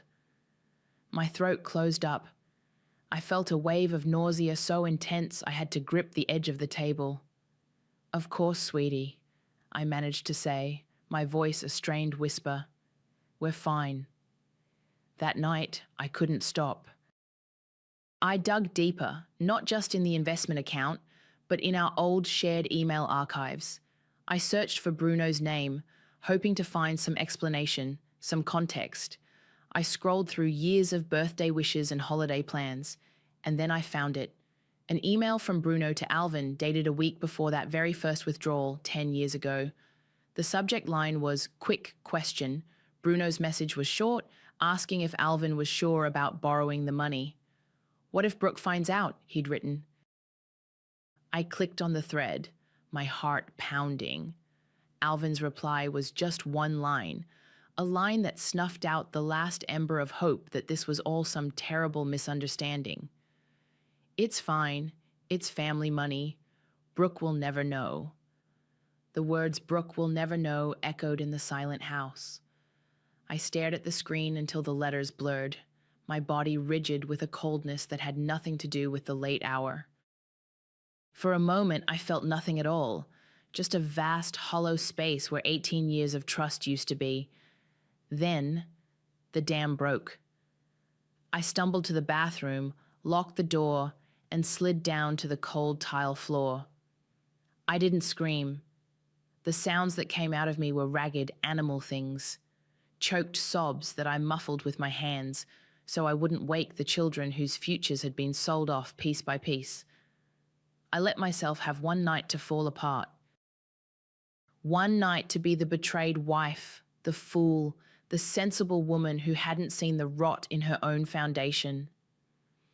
When the sun came up, I washed my face, put on my makeup like armor, and went downstairs to make coffee. I was done grieving. It was time for an audit. I waited until Saturday afternoon, when Keith was at a friend's house and Viviana was at the library. Alvin was in the living room watching golf. I walked in and placed my work laptop on the coffee table in front of him. I didn't say a word. I just opened it to the spreadsheet. The columns were color-coded. Red for withdrawals, black for dates, a running total in a sickening shade of crimson at the bottom. He glanced at it, then at me, a flicker of confusion in his eyes. "What's this, some work thing?" "This is the college fund," I said, my voice flat and even. "Or what's left of it. I've documented $183,450 in unauthorized transfers to Bruno over the last 10 years. The color drained from his face. He looked from the screen to me, his charming smile finally gone, replaced by the panicked look of a cornered animal. "Brooke, what are you talking about? Those were loans. He was in a tight spot." "A tight spot that lasted a decade?" I clicked over to the email. His email. "A Brooke will never know." "Does that sound like a loan to you, Alvin?" He flinched as if I'd slapped him. "You went through my emails? Why were you snooping?" The deflection was so predictable, so cowardly, it was almost insulting. "Because our daughter's tuition payment was late," I said, my voice rising despite my best efforts to control it. "Because you've been lying to my face for years. This isn't about snooping. This is about theft. You stole from our children." "I didn't steal," he insisted, his voice a desperate whine. "It's family. You don't understand. Bruno needed help. Dad would have killed me if I'd said no. I meant to tell you. I was going to pay it all back." The excuses were a waterfall of weakness, and I held up a hand to stop them. "I'm done talking to you about this," I said. "We're going to see your parents tomorrow. I want to hear them defend this." The Sunday lunch at my in-laws' house was a masterclass in manipulation. I laid out the facts as calmly as I could, presenting the numbers without emotion. Clifford, Alvin's father, listened with a stony expression, his hands steepled in front of him. Susan, his mother, just stirred her iced tea, a faint, pitying smile on her face. Alvin sat beside me, silent and shrunken. When I finished, Clifford cleared his throat. "Family helps family, Brooke. That's the end of it. Bruno had some bad luck. Alvin did the right thing." "The right thing?" I asked, my voice trembling with disbelief. "He forged my consent and drained our kids' education fund. There is nothing right about that." Susan finally looked at me, her eyes cool. "You've always been a bit dramatic. It's just money. It comes and goes. If the kids are really smart, they'll find scholarships." I stared at her, speechless. The casual cruelty of it, the complete dismissal of Viviana and Keith's hard work, of our shared dreams for them, was staggering. I looked at Alvin, pleading with my eyes for him to say something, to defend his own children, to defend me. He just stared at his plate. He said nothing. In his silence, he made his choice. He chose them. I drove home alone, defeated. The gaslighting had been so total, so absolute, that I almost started to doubt my own sanity. I walked into my home office, the scene of the crime, and sank into my chair. My fight was gone. They had won. My eyes drifted across my desk, over piles of paperwork and a half-empty coffee mug, and landed on a small, crisp rectangle of cardstock in a holder. My business card. Brooke Stewart, CFE, forensic accountant. A cold, clarifying rage washed over me. They had treated me like a hysterical wife. They had miscalculated. The wife was gone. They were dealing with the accountant now. and I was about to conduct the most important audit of my life. This was no longer a family dispute. It was a case. The drive home from my in-laws' house was the end of one chapter of my life and the beginning of another. The grief was gone, burned away by the cold fire of Susan's condescending smile and Clifford's moral bankruptcy. I spent the rest of that Sunday in my office, not as a wife, but as a professional. I wasn't just auditing the college fund anymore. I was building a case. The first thing I did was call Remington Clark. Remy and I have been best friends since we were paralegals together, before I went back to school for accounting. She's now a partner at a boutique law firm, and her mind is as sharp as a shard of glass. "Hey, it's me," I said when she answered. "I need to buy you a drink. And also pick your brain on a hypothetical financial misappropriation case." "Hypothetical my ass," she said, her voice warm but knowing. "What did he do?" We met at a quiet bar downtown the next evening.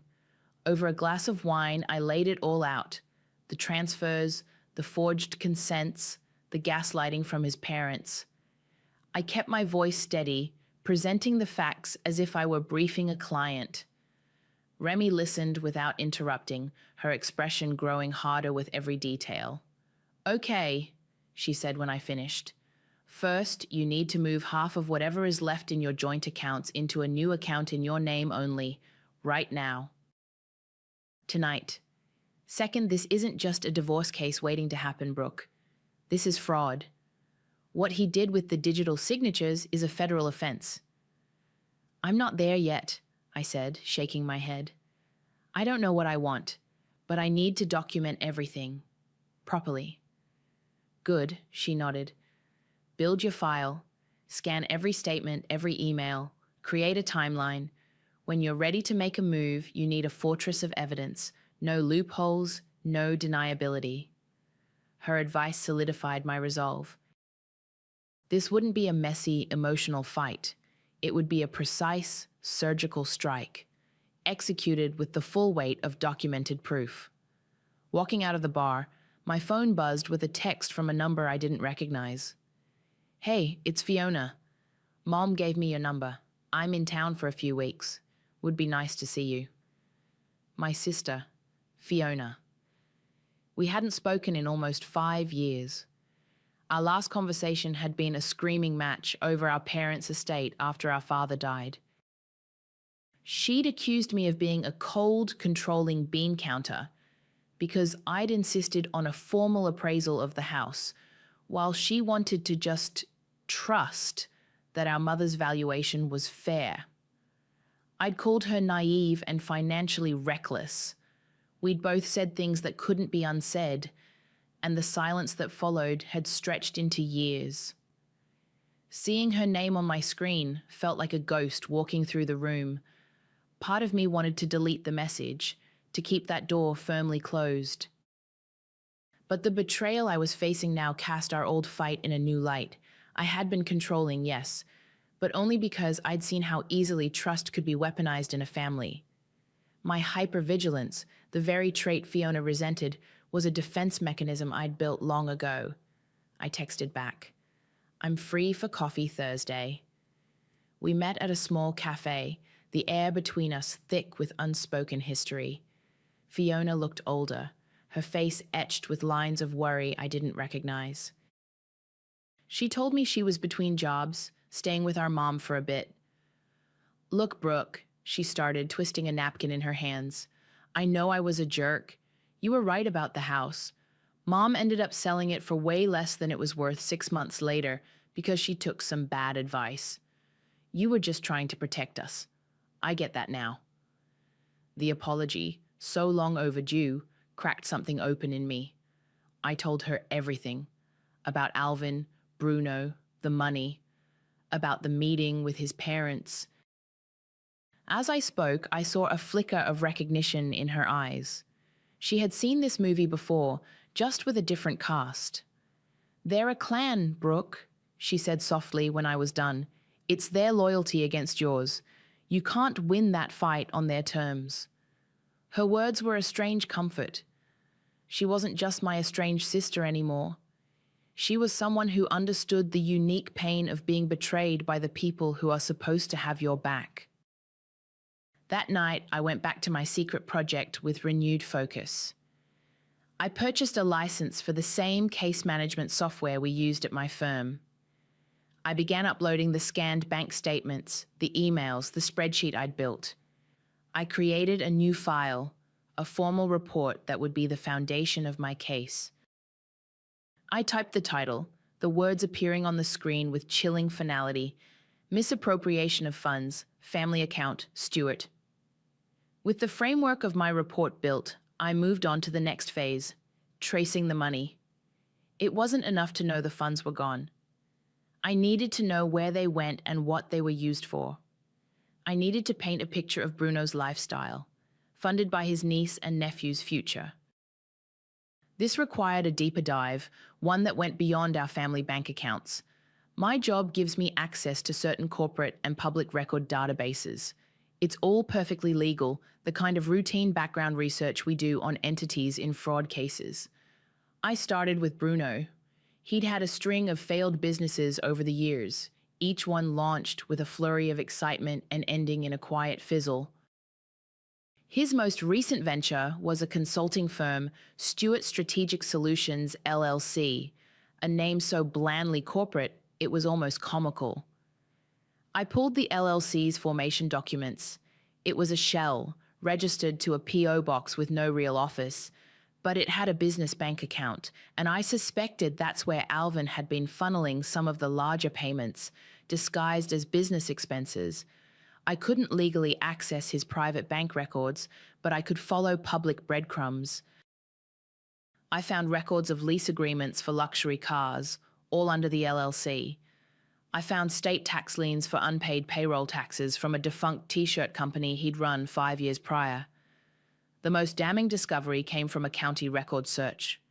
2 years ago, Bruno had secured a line of credit to finance a ridiculously overpriced condominium. I couldn't see the full application, but the public lien filing listed the collateral he'd used to secure the loan. My blood ran cold when I read it. He had listed as an asset and pledged as collateral a portion of a trust. The filing didn't name the trust, but the numbers were familiar. He had leveraged our children's education fund, or at least the portion he believed he was entitled to get a bank loan. This wasn't just immoral anymore. This was bank fraud. He had misrepresented assets that were never his to begin with. The deception was so layered, so brazen, it took my breath away. Alvin hadn't just given his brother money for rent and bills. He had enabled a complex financial charade, making our children the unwitting financiers of Bruno's delusions of grandeur. The strain of my secret investigation was starting to wear on me. I was jumpy, irritable, and sleeping in the guest room under the pretense of a cold. The kids noticed the tension. Alvin and I were polite but distant, our conversations limited to household logistics. One evening, Keith came into my office while I was working on the report. He was holding his school-issued tablet, a worried frown on his face. "Mom, I got another email about the FAFSA deadline," he said, showing me the screen. "It says we need to submit our financial info soon for scholarship considerations. Are we in trouble?" Viv said her tuition was late. I looked at my son, his face so open and trusting, and felt a surge of protective fury so powerful it almost made me dizzy. I had to lie to him, to the child whose money I was trying to recover. "No, honey, we're not in trouble," I said, forcing a calm I didn't feel. "Your dad and I are just reorganizing some of our investments. It's boring adult stuff. I'll handle all the forms, don't you worry." He seemed satisfied with that and wandered off. I shut my laptop, my hands shaking with rage. Lying to my own child to cover for his father's betrayal was a new level of hell. That was the last straw. I needed a confession. I needed to hear it from Alvin himself, without the filter of his parents' influence. That night, I confronted him again, but this time I was prepared. I turned on the voice recorder app on my phone and left it sitting face up on the kitchen counter before he came in. We need to talk about the collateral for Bruno's condo, I said, my voice dangerously quiet. Alvin froze, a deer in the headlights. What are you talking about? I'm talking about him listing the kid's trust as an asset to get a bank loan. Did you know about that? He sank into a chair, the fight completely gone from him. He looked pathetic, a middle-aged man hollowed out by his own weakness. He was going to lose the place, he mumbled, not looking at me. Mom and Dad, they were so disappointed in him. They said if I didn't help him get on his feet, they'd cut me off from everything. The business, the inheritance, I was scared. I did it for us, Brooke, to protect our future. Our future? I repeated, the word tasting like poison. You set our children's future on fire to keep your parents from being disappointed in your screw-up, brother. You didn't do this for us. You did this for you. I picked up my phone, stopped the recording, and saved the file. He didn't even notice. He just sat there, staring at the floor, a man who had sold his soul for a pat on the head from his father. Alvin's recorded confession was the final piece of evidence. Over the next 2 weeks, I worked with a feverish intensity, weaving every thread of deceit into an undeniable tapestry of fraud. The report grew, page by page, filled with scanned documents, annotated bank statements, timelines, and transcripts. It was a monument to a decade of lies. When I printed the final version, it was 110 pages thick. It was methodical, irrefutable, and utterly damning. But the report was only part 1 of my plan. Part 2 was the invoice. Using a template from my firm, I drafted a formal demand for repayment. It wasn't just a simple request for the stolen principal. I was a professional, and this was a professional engagement. I calculated the interest on the misappropriated funds, compounded annually at a conservative but fair market rate. Then I added a separate line item, forensic accounting and case preparation services. I logged every hour I'd spent on this investigation, the late nights, the database searches, the document analysis, and billed it at my standard professional rate of $350 an hour. The final amount was shocking, even to me. The principal, the interest, and my fees brought the total to just over $280,000. It was a cold, hard number that represented not just the missing money, but the cost of the betrayal. To make sure it was legally sound, I took a long lunch and met with my boss, Earl Newton. Earl is a 50-year-old bear of a man who has seen every kind of financial crime imaginable. I gave him the 30,000-foot view, framing it as a potential case for a friend. He read through the draft invoice, his expression grim. "This is airtight," he said, tapping the paper. "You've documented everything. The interest calculation is standard practice for recovering embezzled funds. And billing for your time, it's aggressive, but you're quantifying the labor cost of uncovering the fraud. It's defensible. Your friend has built a hell of a case." He looked at me over the top of his glasses. "You okay, Brooke?" "I will be," I said, and for the first time, I believed it. That weekend, Fiona came over. The house was quiet, the kids were with friends, and Alvin was, according to a terse text message, helping Bruno with something. We sat in the kitchen, the massive report lying on the table between us. Fiona flipped through the pages, her eyes wide. "My God, Brooke. This is a weapon. It's a statement of fact," I corrected her. "You should send this to the DA," she said, her voice hot with anger on my behalf. "You should leak it to the local paper. Let everyone see what kind of people the Stewarts really are. Burn it all down." I shook my head. "No, that's chaos. I don't want chaos, Fee. I want accountability. I want them to understand, in precise financial terms, the exact cost of what they did. Vengeance served hot is messy. I was planning to serve it ice cold on a spreadsheet. My plan had a deadline: Thanksgiving. The holiday had always been a command performance at my in-laws' house, a day of forced smiles and passive-aggressive commentary from Susan. This year would be different. It wouldn't be a celebration of family. It would be a reckoning. The night before, I assembled the final packages. I had the master report professionally bound in a sleek black binder. On the spine, I affixed a simple label maker sticker with a single word, justice. I made 4 additional copies, one for each of them, Clifford, Susan, Bruno, and Alvin. I slipped each copy into a crisp manila envelope. Finally, I printed the invoice on heavy bond paper and placed it in its own envelope, addressed to Alvin. I walked over to the large family calendar hanging in the kitchen. The square for Thursday, November 24th, was marked with Thanksgiving at the Stewarts in my own cheerful handwriting from months ago. I took a thick black marker and drew a hard, clean line through the words. Underneath, in sharp block letters, I wrote, Judgment Day. Thanksgiving Day arrived grey and cold. The drive to my in-laws' house was silent. Alvin tried to make small talk, but my one-word answers eventually killed the effort. Viviana and Keith were in the back seat, headphones on, oblivious to the fact that our family was about to be detonated. I carried a large, structured tote bag, the weight of the binder and envelopes inside, feeling both heavy and grounding.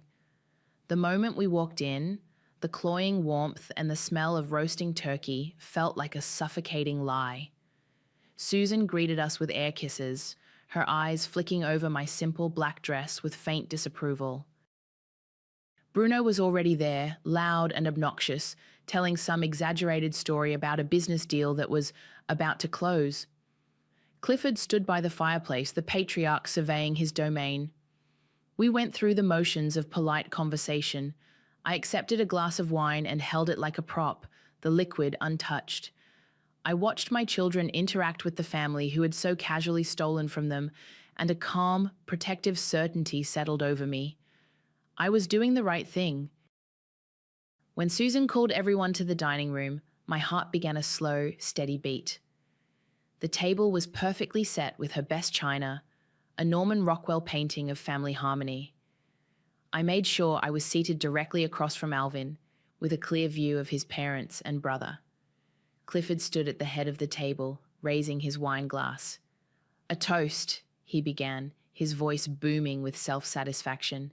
To family, to loyalty, to knowing that no matter what happens in the world, we will always be there for each other. It's the most important thing. It sometimes requires sacrifice, but it's what makes us strong. His eyes met mine for a fraction of a second, a clear, smug message. He thought he had won. He thought I had been silenced. As everyone raised their glasses, I remained seated. I calmly reached into my tote bag, my movements deliberate. I pulled out the sleek black binder and placed it in the center of the table with a soft, definitive thud. The clinking of glasses stopped. Every eye turned to me. I'm glad you brought up sacrifice, Clifford, I said, my voice even and clear, cutting through the sudden silence. Because I want to talk about the sacrifices that have been made for this family, specifically the ones made by my children without their knowledge or consent. I stood up and picked up the manila envelopes. For the last 10 years, Alvin, with the full knowledge and encouragement of his parents, has been systematically draining Viviana and Keith's college fund to finance Bruno's failed businesses and lifestyle. A collective gasp went through the room. Viviana and Keith stared at me, then at their father, their faces a mixture of confusion and dawning horror. I've prepared a full forensic audit of the accounts, I continued, my voice never wavering. I walked around the table and placed an envelope in front of Clifford, then Susan, then a stunned-looking Bruno. This is for you to read at your leisure. It details every unauthorized transfer, every forged signature, and every lie told to cover it up. It also includes evidence of probable bank fraud regarding Bruno's condominium. Susan dropped her wine glass. It shattered on the hardwood floor, red wine splashing across the cream-colored rug like blood. No one moved. I returned to my spot and picked up the last envelope. I looked directly at my husband. His face was ashen, his eyes pleading with me. I felt nothing. "And this, Alvin," I said, dropping the invoice onto his dinner plate, "is for you." His hands trembled as he opened it. His eyes scanned the page, widening in disbelief at the final number. Bruno leaned over to look, and his jaw literally fell open. "This invoice," I announced to the room, "is for the full principal of $183,450, plus compounded interest, plus my professional fee for the 140 hours I spent uncovering this scheme. The total amount due is $287.25. I looked at my children. "I promise to secure your future," I said, my voice softening for the first time. "And I keep my promises." I picked up my purse and my tote bag. The silence in the room was absolute, a vacuum of shock and shame. "You have 30 days to respond with a legally binding repayment plan," I said, turning to leave. "If you fail to do so, this report will be forwarded to the IRS, the district attorney, and the bank that holds Bruno's fraudulent loan. Consider this an early Christmas gift." I walked out of the dining room and didn't look back. I was halfway to the front door when I heard Viviana's chair scrape back. A moment later, she and Keith were standing right behind me. I left before dessert. My kids came with me. The 30-day deadline I gave the Stewarts passed in a blur of upheaval. The day after Thanksgiving, I moved out.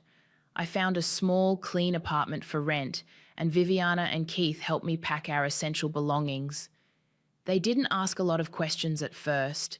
They were quiet, watchful, processing the implosion of their lives. But as we set up their new rooms, Viviana turned to me, the audit report I'd given her a copy of in her hands. "You did all this for us," she said, her voice thick with emotion. "You're a superhero, Mom." In that moment, seeing the respect and understanding in my children's eyes, I knew I had made the right choice. Alvin didn't fight me on anything. He was a ghost, hollowed out by the public exposure of his weakness. He moved into Bruno's fraudulently financed condo, two brothers marooned on an island of their own making. My lawyer, guided by Remy, filed for divorce on grounds of financial malfeasance, using my report as the primary exhibit. The legal battle was surprisingly short. On the 29th day, a check arrived via a courier from Clifford's lawyer. It was for the full amount on the invoice. There was no letter of apology, no acknowledgement of wrongdoing, just the money. Clifford chose to pay for the problem to go away, a transactional solution for a moral failing. It was exactly what I expected. The money went directly into a new trust, one in my name only, for the benefit of my children. The fallout for the Stewarts was quiet but catastrophic. I never leaked the report, but secrets that toxic have a way of seeping out. Rumors started to circulate in their social and business circles. Clifford's reputation as an upstanding family man took a significant hit. Susan became a recluse. Bruno's condo went into foreclosure when the bank, likely tipped off by an anonymous source, called his loan. His credit was destroyed, and his consulting business, which was already a sham, evaporated completely.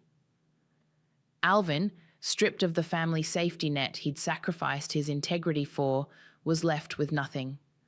My life, in contrast, began to rebuild. The apartment was smaller than our house, but it was ours, a sanctuary free of secrets. Fiona became a regular presence. She'd come over with groceries, help Keith with his coding projects, and sit with me for hours, just talking. The 5 years of silence between us melted away, replaced by a bond forged in the shared understanding of family fractures. One evening, she brought over a brochure. "I was thinking," she said, sliding it across the table, "all that work you did, you could teach other women how to do that. How to protect themselves." The brochure was for a non-profit that provided financial literacy resources for victims of domestic abuse. We started volunteering together, and soon we were drafting a proposal for a new initiative. A workshop series focused on forensic accounting for personal finances, designed to empower women to spot the red flags of financial abuse. We decided to call it the Ledger Foundation.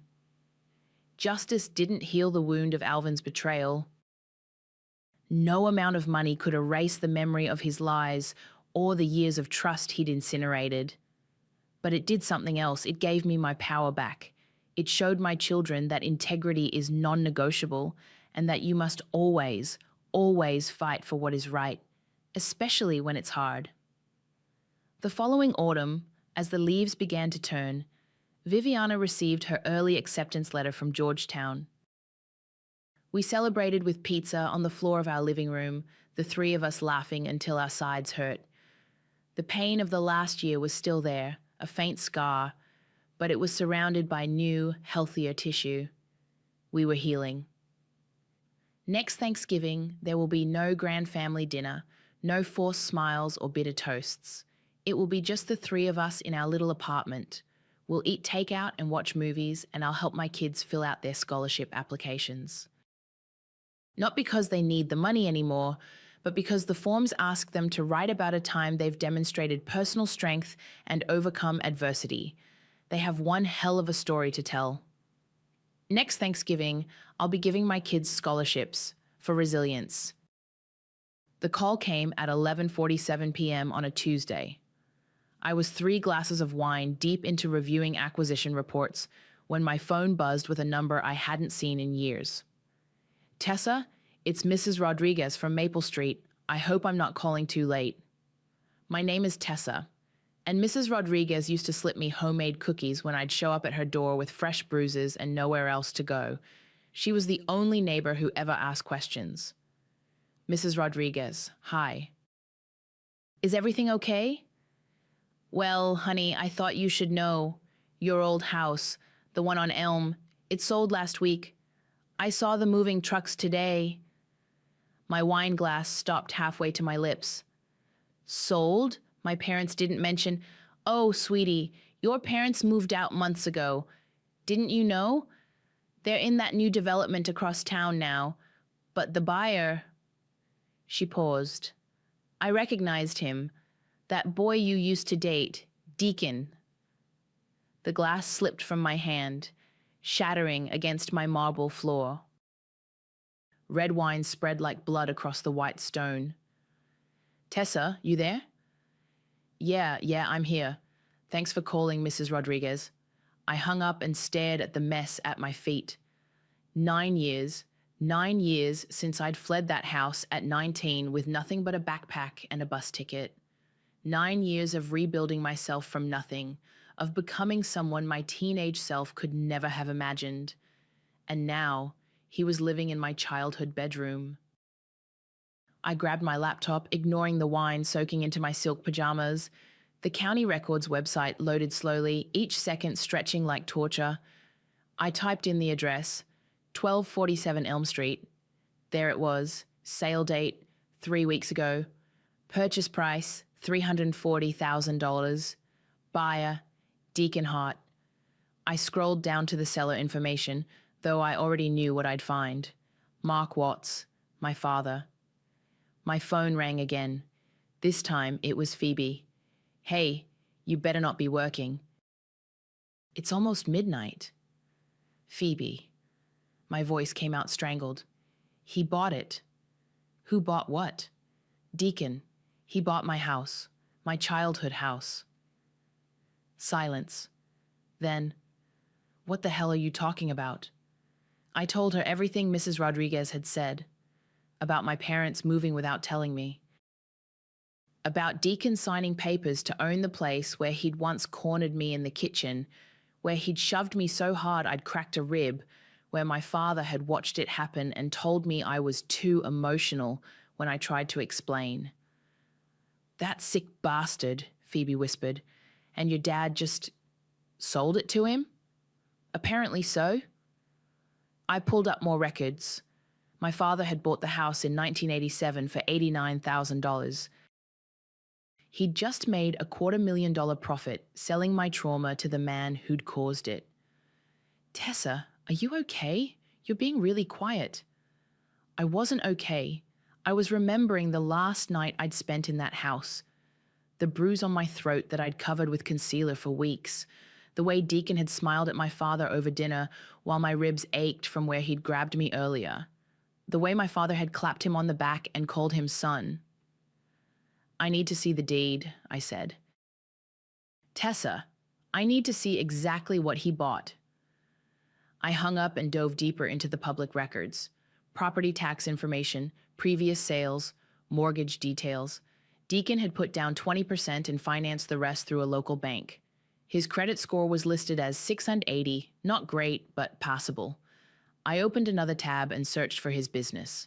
Hot Construction was still operating, but barely. 3 employees down from the 12 he'd had when we dated. Recent reviews were mixed at best. One customer complained about shoddy work and cost overruns. Another tab, social media. His Instagram showed photos of the house, my house, with captions about new beginnings and coming home. In one photo, he was standing in the doorway of what used to be my bedroom, grinning like he'd won the lottery. The comments were full of congratulations from mutual acquaintances, people who'd known us both, people who'd seen the bruises but never asked questions. My father had even liked the post. I screenshotted everything, the deed, the mortgage information, the social media posts. Then I opened a new document and started typing.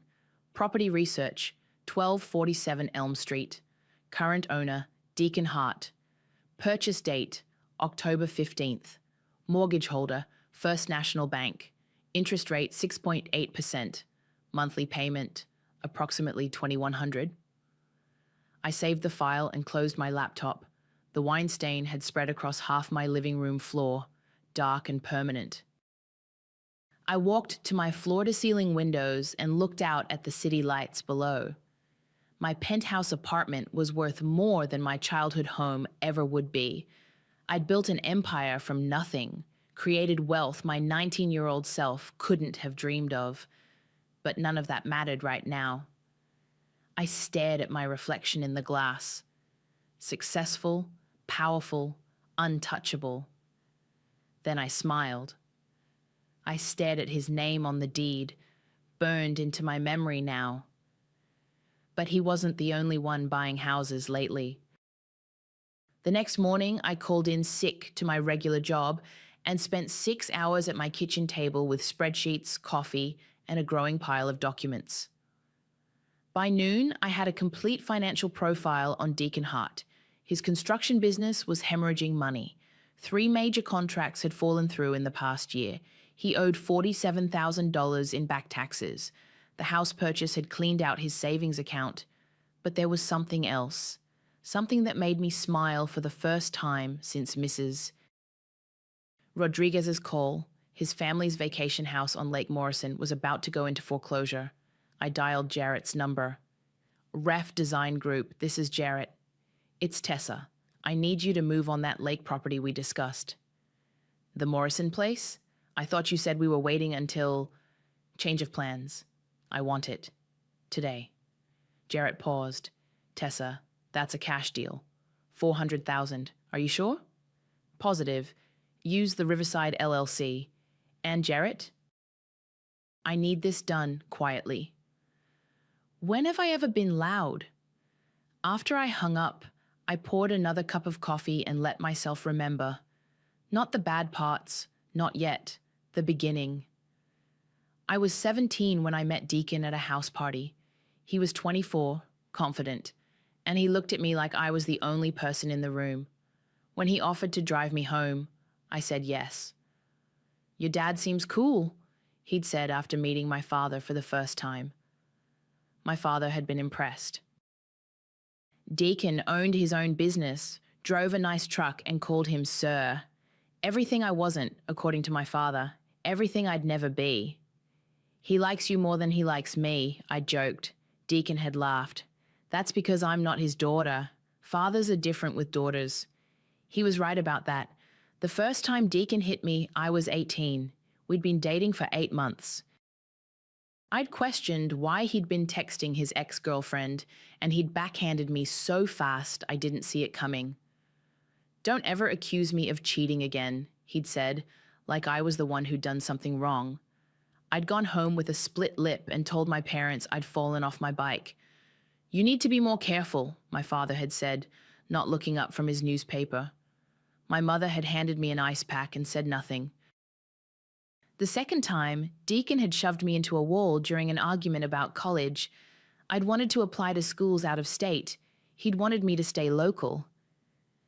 "You're not going anywhere," he'd said, his hand around my throat. "You belong here, with me." I'd shown up at home with fingerprint bruises on my neck. "What happened to you?" my mother had asked. "Deacon and I had a fight." She'd gone pale. "Tessa, did he—" "It was my fault," I'd said quickly. "I pushed him too far." My father had walked into the kitchen then, seen the bruises, and shaken his head. "You girls and your drama," he'd said. "Maybe if you weren't so emotional all the time, you wouldn't have these problems." That night, I'd heard my parents arguing in their bedroom. "Mark, look at her neck," my mother had whispered. "Boys will be boys, Edith. She probably provoked him. You know how she gets. She's our daughter, and he's going to be our son-in-law. Deacon's a good man. He works hard, he respects me, and he'll take care of her. That's more than most girls get these days." I'd pressed my ear to their door, listening to my father defend the man who'd put his hands on me. "She needs to learn to control her temper," he'd continued. "Deacon's just trying to help her grow up." My phone buzzed, snapping me back to the present. "Jarrett, Lake House is ours. Seller accepted our cash offer. Closing in 2 days." I texted back, "Perfect." "Start demo immediately after closing." Then I called Phoebe. "Please tell me you slept," she said instead of hello. "I bought Deacon's family lake house." "You what?" "It was going into foreclosure. I bought it out from under him." "Tessa, what are you doing?" "What I should have done years ago." I told her about the financial records, about Deacon's failing business, about my father selling him the house where he'd hurt me. "So you're going to bankrupt him?" "I'm going to take back everything he took from me." Phoebe was quiet for a long moment. "And then what?" "Then I'm going to make sure he never hurts anyone else the way he hurt me." "Tessa." "My father chose him over me, Phoebe. He watched that man put his hands on me and called it discipline. He sold him my childhood home like it was just another transaction." "I know, but nothing. I worked 3 jobs for 2 years after I left. 3 jobs and no sleep, living in a studio apartment with roaches, eating ramen every night. I built myself from nothing while they played happy family with my abuser." "I remember." "Do you remember the night I called you crying because I'd made my first real estate flip? 23 years old, and I'd just made more money in 6 months than my father made in a year. You were so proud." "I was. And you know what I did?" "I called him to tell him. And he hung up on me because I'd interrupted his dinner with Deacon." I walked to my window and looked down at the city below. If karma wasn't going to show up, I said, I decided to become her. 2 weeks later, I was sitting in my car outside the county courthouse when my phone rang. Unknown number. "Hello? Is this the representative for Riverside LLC?" "Speaking." "This is Tom Bradley from Bradley Construction. I understand you outbid us on the Morrison property?" I smiled. "That's correct." "Look, I'll be straight with you. My partner really wanted that place. Family connection, you know. We're prepared to offer you a $50,000 profit if you'll transfer the deed." "Who's your partner?" "Deacon Hart. Maybe you know him? Hart Construction. I'm not interested in selling. 75,000 profit. Cash. Still not interested." The line went quiet. Then, "Ma'am, with all due respect, what are you planning to do with a lake house that needs 100 grand in renovations?" "Demo it."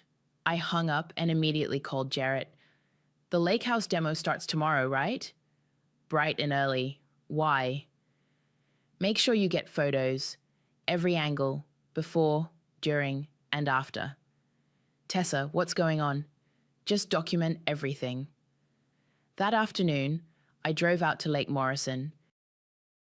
The house sat on 2 acres of prime waterfront property, the kind of place that sold for millions in other markets. Here, it was just another foreclosure. I walked through the empty rooms, remembering the one time Deacon had brought me here. I was 18 and he'd wanted to get away from everything for the weekend. What he'd really wanted was somewhere isolated where no one could hear me scream. My phone buzzed with a text from an unknown number. "This is Deacon." "We need to talk." I deleted it without responding. The next morning, I watched from my office as the demolition crew tore down the lake house. Jarrett sent me photos every hour. By noon, it was nothing but a pile of rubble. I printed the photos and put them in an envelope with no return address. Then I looked up the business addresses for Hart Construction's 3 biggest clients and mailed one to each. My phone rang at 2 p.m. "Tessa Marie Watts, what the hell do you think you're doing?" My father's voice hadn't changed. Still that same tone that made me feel like I was 12 years old and in trouble for something I didn't understand. "Hello, Dad?" "Don't hello, Dad me." Deacon called. "He's upset." "I'm sure he is." "He said you bought his family's lake house just to tear it down. Is that true?" "It was going into foreclosure. I made a business decision." "Bullshit." "This is about your mother's birthday, isn't it? You're acting out because we didn't invite you." I laughed. Actually laughed. "You think I demolished a house because I missed Mom's birthday?" "I think you're still the same dramatic little girl you always were. Causing problems, making everything about you." "Tell me something, Dad. How much did Deacon pay you for the house?" "That's none of your business." $340,000. I looked it up. Not bad for a house you bought for $89,000. So? "So you made $250,000 selling my childhood home to the man who used to beat me in it." Silence. "Dad? You're exaggerating. Deacon never beat you. He put his hands on me, multiple times. You saw the bruises. That was different. You were young, emotional. You pushed him. I was 18 years old and he was choking me in our kitchen while you watched TV in the next room. That's not how I remember it." "Of course it isn't." I heard him take a deep breath. "Deacon's been good to this family, Tessa. He helped me with the roof last summer.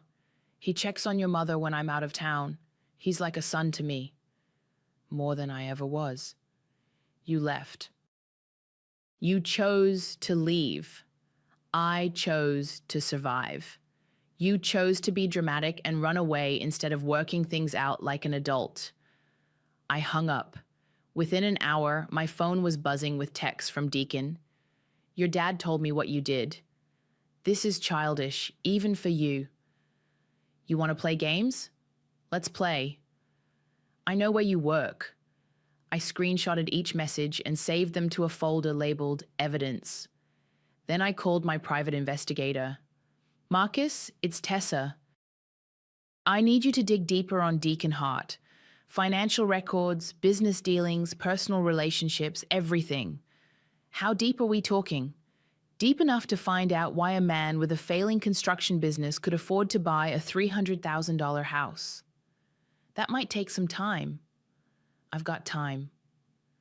3 days later, Marcus called back. "You're going to want to sit down for this." I'm sitting.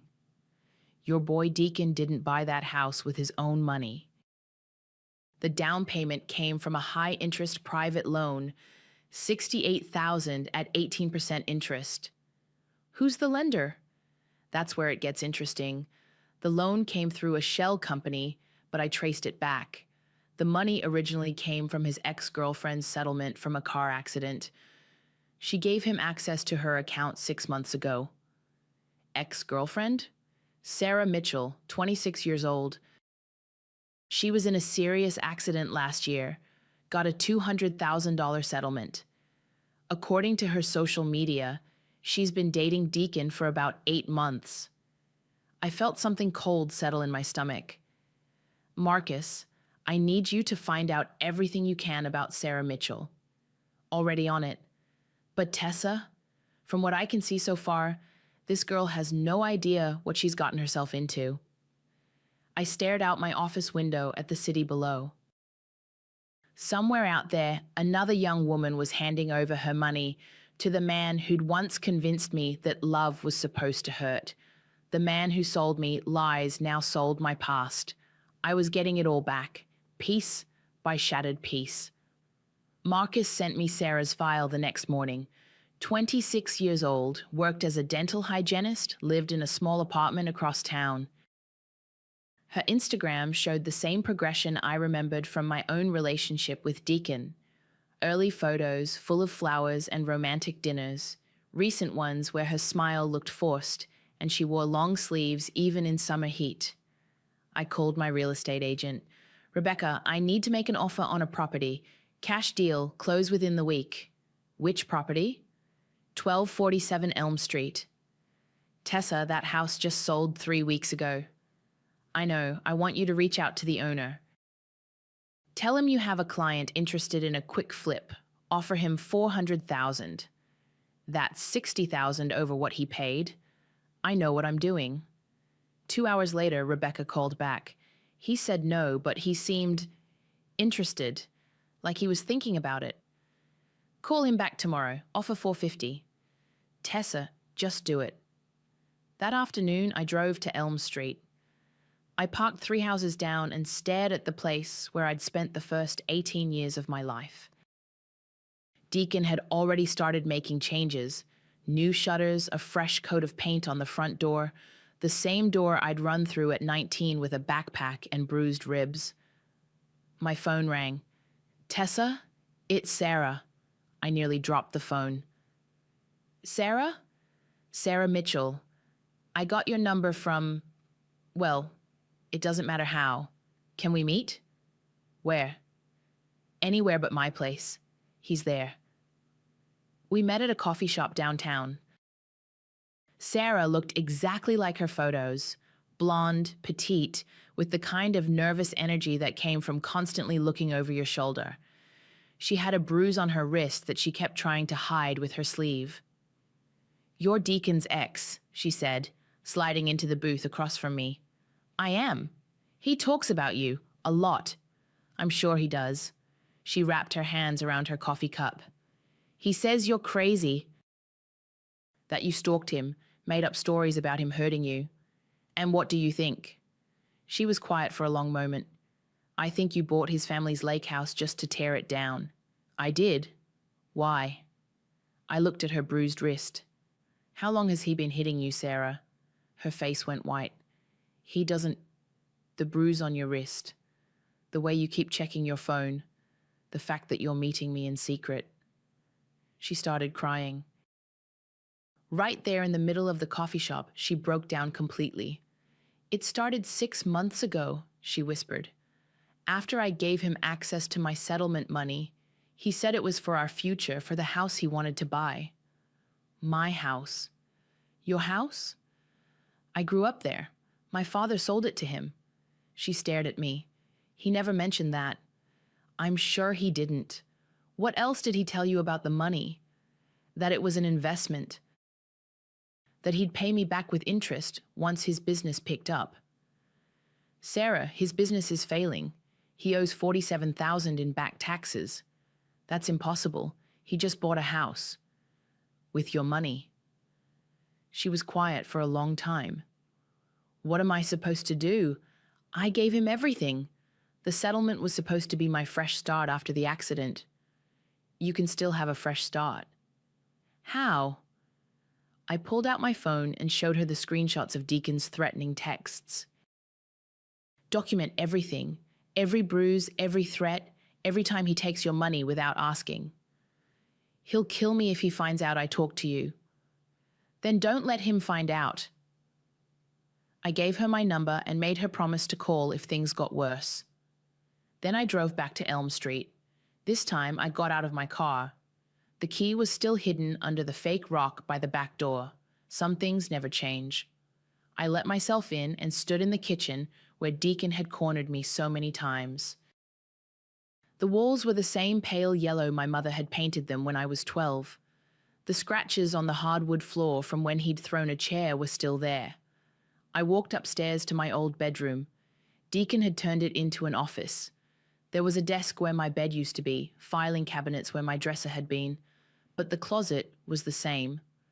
I opened the door and knelt in the back corner. The loose floorboard was exactly where I'd left it.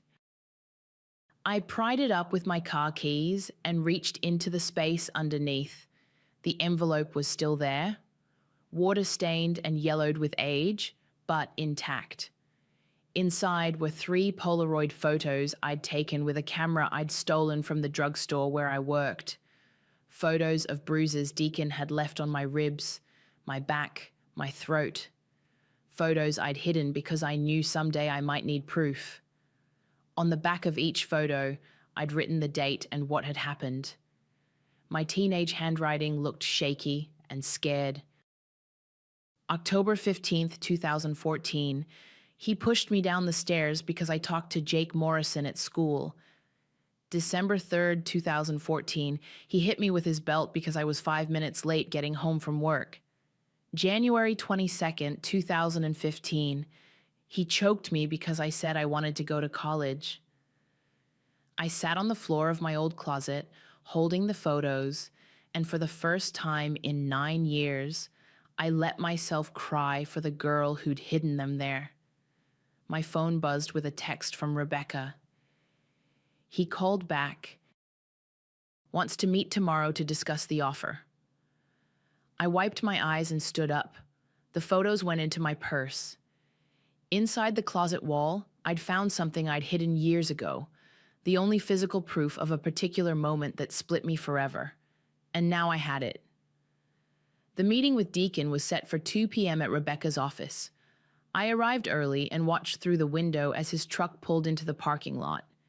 He looked older, harder around the edges. Success hadn't been kind to him. Rebecca handled the introduction smoothly. Mr. Hart, this is my client, Tessa. Deacon's face went through a series of emotions, surprise, anger, then something that looked almost like fear. You've got to be kidding me. Is there a problem? Rebecca asked, looking between us. We have history, I said calmly. Deacon stood up. I'm not selling to her. The offer is $450,000, Rebecca continued. Cash, 7-day close. He sat back down. Why? Why what? I asked. Why do you want the house? Sentimental value. Bullshit. Rebecca cleared her throat. Perhaps we should focus on the business at hand. No, Deacon said, his eyes locked on mine. I want to know what game she's playing. No game. I want to buy the house. You need the money. How do you know what I need? I pulled out a folder and slid it across the table. Hart Construction. 3 employees, down from 12, $47,000 in back taxes. High interest loan on the house purchase. Should I continue? His jaw tightened. You've been investigating me. I've been doing my homework. This is harassment. This is business. Rebecca looked uncomfortable. Perhaps we should take a break. $500,000, I said. Deacon blinked. What? $500,000, cash, close in 5 days. He was quiet for a long moment. I need to think about it. You have 24 hours. After he left, Rebecca turned to me. Tessa, what the hell was that about? Like I said, history. That evening, my phone rang. Mom. Tessa, honey, we need to talk. Hi, Mom. I know it's you who made the offer on the house. How? Deacon called your father. He's very upset. I'm sure he is. Can you come over? Please? We need to discuss this as a family. I almost laughed. As a family? Your father wants to explain. There's nothing to explain, Mom. There's a lot to explain. More than you know. Something in her voice made me pause. What do you mean? Just come over, please. An hour later, I was sitting in my parents' new living room. The house was smaller than the old one, more modern. My mother looked older, grayer. My father looked angry. This has gone far enough, he said before I'd even sat down. Hello to you too, Dad. Don't be smart with me. What you're doing to Deacon is wrong. What I'm doing to Deacon? Buying his properties, tearing them down, harassing him. I made a legitimate business offer on a house. That's not harassment. My mother spoke up. Tessa, there are things you don't understand about that time in your life. What things? She looked at my father, who shook his head. Tell me, I said. Your father thought he was helping you. Helping me how? By letting Deacon discipline you. He thought you needed structure, boundaries. He thought I needed to be hit. Not hit, my father said. Corrected. You were wild, emotional, out of control. I was 18 years old. You were disrespectful. Deacon was trying to help you grow up. I stared at him. You gave him permission to put his hands on me. I gave him permission to be the man in your life when you clearly needed one. I needed a father. You needed discipline. My mother started crying. Stop it, both of you. I turned to her. You knew. You knew what he was doing, and you let it happen.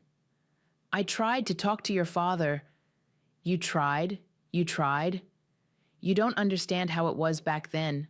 Your father was so angry all the time, and Deacon seemed to calm him down. When Deacon was around, your father was happier. So you sacrificed me to keep Dad happy? I thought it would get better. I thought once you matured, I was being abused in your house and you thought I needed to mature? My father slammed his hand on the coffee table. Enough! You were not abused. You were a difficult teenager who needed guidance. I pulled out my phone and showed him the photos I'd found in the closet. This is guidance? He looked at the pictures of my bruised ribs, my swollen face, my throat marked with fingerprints. His face went white. Where did you get these? I took them. I hid them in my closet because even at 18, I knew someday I'd need proof. My mother gasped. Oh my God, Tessa. You saw these bruises, Mom. Both of you did. And you told me I was being dramatic. I didn't know they were that bad, she whispered. You didn't want to know. My father was staring at the photos. He said you fell. He said you were clumsy, accident-prone. And you believed him because it was easier than admitting you'd invited a predator into your house. I thought I was protecting you. From what? From making the same mistakes I did, from ending up with some loser who couldn't provide for you. So you gave me to a man who beat me instead. He was quiet for a long time. I made a mistake. You made a choice. Every single day for 2 years, you made the choice to let him hurt me.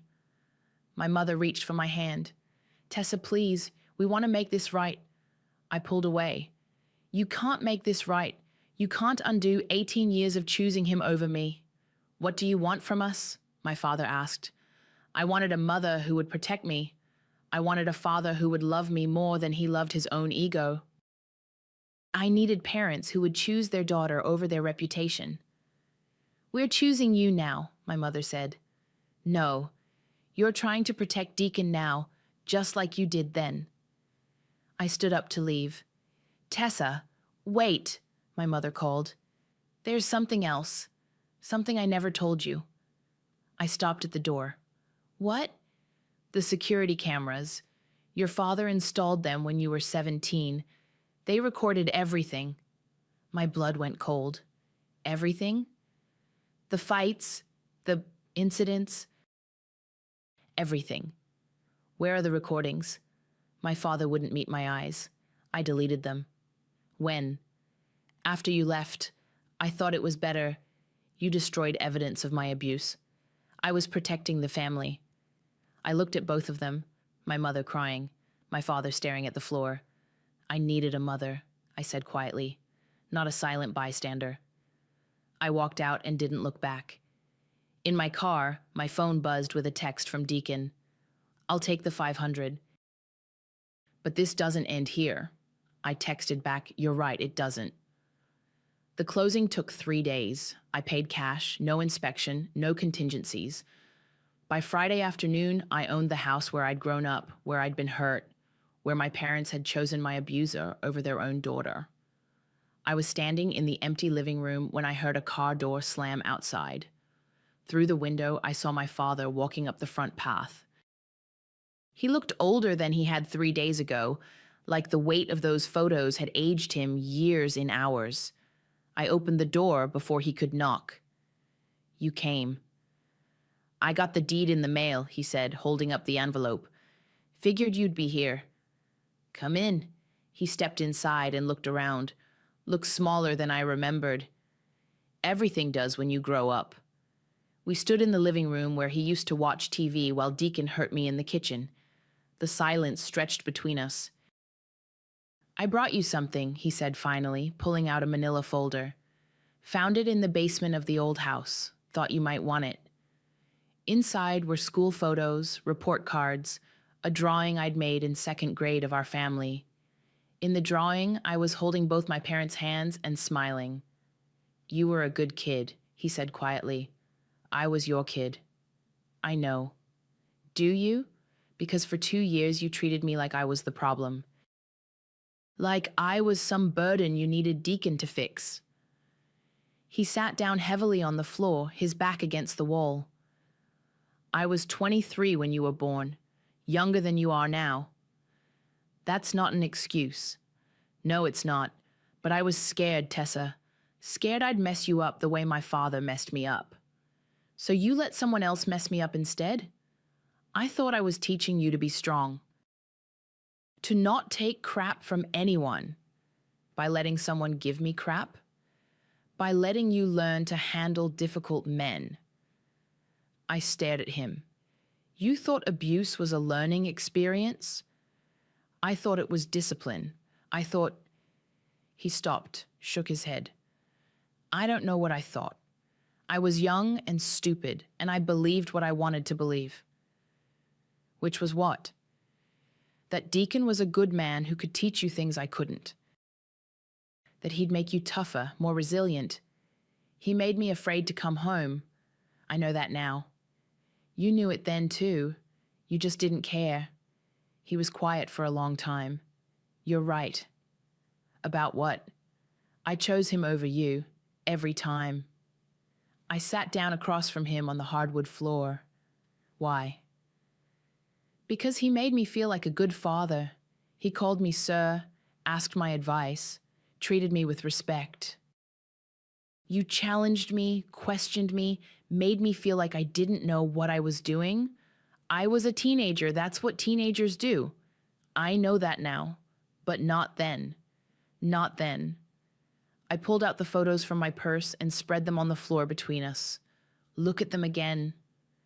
He picked up the one from December 3rd, the belt marks across my back. He told me you'd gotten into a fight at school. Said some boy had pushed you and you'd fallen. And you believed him. I wanted to believe him.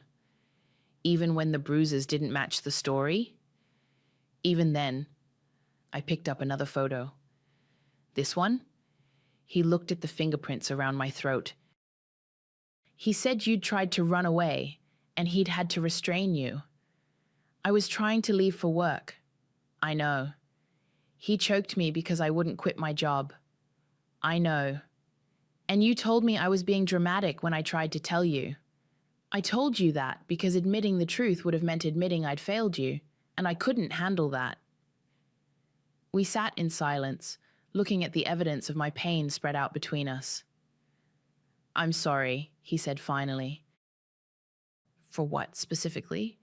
For choosing my ego over your safety, for letting him hurt you, for making you feel like you didn't matter. And for destroying the security footage, for protecting him instead of you, for being a coward. I gathered up the photos. Apology noted. That's it? What did you expect? I don't know. Forgiveness? From who? The 18-year-old girl who needed her father to protect her? She's gone. You made sure of that. He started crying then. Actually crying right there on the floor of my childhood home. I don't know how to fix this. You can't fix it. Then what do I do? You live with it. My phone buzzed. Text from Sophia, my cousin. Heard you bought the house back. Can we talk? I showed my father the message. Did you tell the family? Your mother did. She's been calling everyone trying to explain. Explain what? Why you're doing this. Why you hate us. I don't hate you. You don't? I hate what you did. I hate who you chose to be, but I don't hate you. What's the difference? The difference is that I'm still here, talking to you, instead of having you arrested for destroying evidence of a crime. He looked up sharply. You could do that? I could do a lot of things. But you won't? I haven't decided yet. Another text from Sophia. Mom told me about the photos. I have something you need to see. I stood up. You need to leave now. Tessa, we're done here. Are we? Are we really done? I looked down at him, still sitting on the floor, still crying. You said he was a real man while you were less than a father. Now you get to live with the consequences. I walked him to the door. Before he left, he turned back. For what it's worth, I'm proud of who you became, despite everything I did wrong. Your pride doesn't undo your damage. I know. After he left, I called Sophia. I'm coming over, she said before I could speak. And I'm bringing something that's going to change everything. Sophia arrived an hour later carrying a laptop bag and looking like she hadn't slept in days. I've been debating whether to show you this for 3 years, she said, setting up her laptop on the kitchen counter. Show me what? Remember when I worked for that data recovery company? Before I went back to school? Vaguely. Your mom brought me a hard drive in 2018. Said your dad had accidentally deleted some family videos and wanted them recovered. My stomach dropped. Sophia. I recovered everything, including files your dad thought he'd permanently deleted. She turned the laptop screen toward me. I made copies before I gave it back to them. The screen showed a folder labeled Security Footage 2014-2015. Inside were dozens of video files organized by date. You've had this for 3 years? I didn't know what was on it until after your mom called yesterday, crying about photos you'd shown them. So I looked. Her hands were shaking. Tessa, I'm so sorry. If I'd known... Show me. She clicked on a file dated December 3rd, 2014. The timestamp showed 6:47 p.m. The camera angle was from the living room, looking into the kitchen. On screen, 18-year-old me walked through the front door in my work uniform. Deacon was waiting in the kitchen. You're late, his voice came through the laptop speakers. I had to stay late to help close. I texted you. I don't care what you texted. I told you to be home by 6:30. It's only 15 minutes. The slap echoed through the speakers. On screen, I stumbled backward, my hand flying to my cheek. Don't talk back to me. I wasn't... He grabbed me by the hair and dragged me out of the camera's view, but the audio continued, the sound of his belt coming off, my pleading. The crack of leather against skin, my screams, and then, clear as day, my father's voice from the living room, "Keep it down in there, I'm trying to watch the news." Sophia paused the video. There are 47 files like this. I stared at the frozen image of my teenage self, hand pressed to her reddening cheek. He watched. He actually sat there and watched. Not just watched. There's one where he tells Deacon to take it upstairs because the neighbors might hear. Play it. Tessa, play it. She clicked on another file. January 22nd, 2015. This time the camera caught everything. Deacon had me pinned against the refrigerator, his hand around my throat, screaming about college applications he'd found in my backpack. "You're not going anywhere," he said, squeezing tighter. "You belong here." I was clawing at his hand, gasping for air, when my father walked into the kitchen. "What's going on?" "Your daughter thinks she's going to college." "Is that right?" My father looked at me, still being choked, like I was a mild inconvenience. "Tessa, we've talked about this." "Dad," I wheezed, "help." "Deacon, take her upstairs. Mrs. Rodriguez is probably listening." Deacon released my throat and dragged me toward the stairs. The camera caught my father returning to his chair, turning up the TV volume. Sophia closed the laptop. "I can't watch anymore." I was shaking. Actually shaking, sitting in the same kitchen where it had happened. "There's more?" "Dozens more. And Tessa, your mom was in some of them. She saw what was happening and walked away." My phone rang. Sarah. "Tessa, I need help. He found out I talked to you." "Where are you?" "Hiding in my car outside the grocery store." "He's been calling and texting for hours. I'm scared to go home." "Don't go home. Meet me at my house, 1247 Elm Street." "That's his house now." "No, it's mine."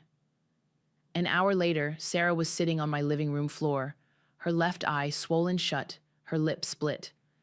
"He went through my phone," she said. "Found your number. Started screaming about how you were trying to turn me against him." "What did you tell him?" "Nothing, but he didn't believe me." I handed her an ice pack. "Sarah, I need to ask you something, and I need you to be completely honest." "Okay." "Has he ever made you do things with his friends? Other men?" Her face went white. "How did you—" "Because he did it to me, too." She started crying.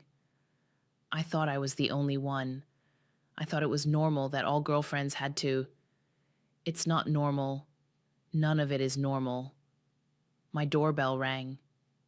Through the window, I could see Deacon's truck in the driveway. "He followed me," Sarah whispered. "Go upstairs. Lock yourself in the bathroom." "What are you going to do?" "What I should have done 10 years ago." I opened the door. Deacon stood on the porch, drunk and furious. "Where is she?" "Who?" "Don't play games with me, Tessa. I know she's here." "You're not welcome in my house." "Your house?" He laughed. "This is my house. I bought it. I live here." "Check the deed." He pushed past me into the living room. "Sarah, get down here." "She's not coming down." "The hell she isn't." He started toward the stairs. I stepped in front of him. "You need to leave. I need to collect what's mine. She's not yours. She's my girlfriend. She lives with me. She owes me money." "She owes you nothing." He grabbed my arm, his fingers digging into the same spot he used to bruise. "You always were a self-righteous little bitch. And you always were a coward who only felt powerful when you were hurting women." His grip tightened. "You want to see powerful?" "Actually, yes, I do." I pulled out my phone and hit record. "Go ahead, Deacon. Show me how powerful you are. Hit me. Right here in the house where you used to beat me while my father watched. You're insane. I'm documented. Every threat, every bruise, every time you've put your hands on Sarah or me. It's all recorded now. You can't prove anything. Actually, I can. I opened Sophia's laptop and hit play on one of the videos. Deacon's face went white as he watched himself choking 18-year-old me while my father told him to take it upstairs. 47 videos, Deacon. 47 pieces of evidence that you're exactly what I said you were. He released my arm and stepped back. What do you want? I want you to leave Sarah alone. I want you to stay away from this house. And I want you to understand something. What? You said he was a real man while you destroyed a teenage girl. Now here's what a real woman looks like. I walked to the front door and held it open. Get out of my house. Deacon left without another word. I watched his truck disappear down Elm Street, then called the police to file a restraining order. Sarah came downstairs when she heard the front door close. Is he gone? He's gone. What happens now? I looked around the empty house, the place where I'd been hurt, where my parents had failed me, where Deacon had tried to break me. Now we rebuild. The next morning, I called Jarrett. I need contractors, the best ones you know. What kind of work? Complete renovation. I want this place gutted and redesigned as a residential facility. What kind of facility? A safe house. For women leaving abusive relationships. Within a week, construction crews were tearing out walls, installing new plumbing, creating separate living spaces. I worked alongside them, swinging a sledgehammer at the wall where Deacon used to corner me. Phoebe showed up on day 3 with coffee and donuts. You're really doing this. I'm really doing this. What are you going to call it? I looked at the blueprint spread across my old kitchen counter. Real. Reclaim, empower, ascend, live. I love it. Sarah moved in while the construction was still happening, sleeping in the one finished bedroom upstairs. She'd quit her job at the dental office, too many people knew Deacon there, and started helping coordinate the renovation. I want to help other women like us, she said one evening as we painted the main living area. I want them to know they're not alone. They're not. I know that now. My phone rang. Sophia. The videos are ready. Ready for what? I edited them down to the worst incidents. 17 minutes total. Your lawyer says it's enough to press charges if you want to. I don't want to press charges. What do you want to do with them? Send them to Deacon. Tessa. Not as blackmail. As a mirror. I want him to see what he really is. That afternoon, a package arrived at Deacon's apartment. Inside was a flash drive and a note. This is who you were. This is what you did. This is why you'll never do it again, he called an hour later. You can't use those videos. They were recorded without consent. I'm not using them for anything. I'm giving them to you. Why? Because I want you to watch them. I want you to see yourself through my eyes. Tessa, I want you to understand that every woman who ever loved you deserved better. Sarah deserved better. I deserved better. I know I made mistakes. You didn't make mistakes, Deacon. You made choices. Every single day, you chose to hurt people who trusted you. I'm sorry. I know you are, but sorry doesn't undo the damage. What do you want from me? I want you to get help. Real help. Therapy. Anger management. Whatever it takes. And if I don't? Then the next woman you hurt won't be as forgiving as I am. I hung up and never spoke to him again. 3 months after construction began, Real opened its doors. The house that had once echoed with my screams now hummed with the voices of women rebuilding their lives. Sarah managed the day-to-day operations. Sophia handled the legal advocacy. Phoebe ran the financial literacy workshops. I kept my regular job and visited every evening, helping with dinner, listening to stories, offering advice when asked. How did you know you were ready to leave? Asked Maya, a 24-year-old who'd arrived the week before with 2 black eyes and a 3-year-old daughter. I didn't know I was ready, I said. I just knew I couldn't stay. What if I'm not strong enough? You're here. That's already stronger than you think you are. My parents came to the open house. My mother cried when she saw what I'd built. My father stood quietly in the corner, watching women who reminded him of his daughter at 18. I'm proud of you, he said as they were leaving. I know. Can you forgive me? I'm working on it. That's enough for now. It has to be. A reporter from the local paper wanted to write a story about Real. I agreed but kept my name out of it. The article ran with the headline, Local Safe House Offers New Beginnings, and featured photos of the renovated rooms, interviews with residents, and quotes from Sarah about the importance of community support. The article went viral. Donations poured in. Other women reached out, wanting to start similar programs in their cities. But the moment I'll remember most happened on a quiet Tuesday evening. I was in the kitchen, the same kitchen where Deacon had hurt me, making dinner with 3 of the residents. We were laughing about something silly, the radio was playing, and for a moment I forgot about the past entirely. Then Maya's daughter ran in from the living room, tugging on my shirt. Miss Tessa, can you help me with my puzzle? I knelt down to her level. Of course, sweetheart. As I helped her fit the pieces together, I realized something had shifted. The house no longer held the weight of my trauma. It held the promise of other women's futures. That night, I sat on the front porch swing I'd installed where my father used to park his car. The street was quiet, the house behind me full of women who were learning, like I had, that survival was just the beginning.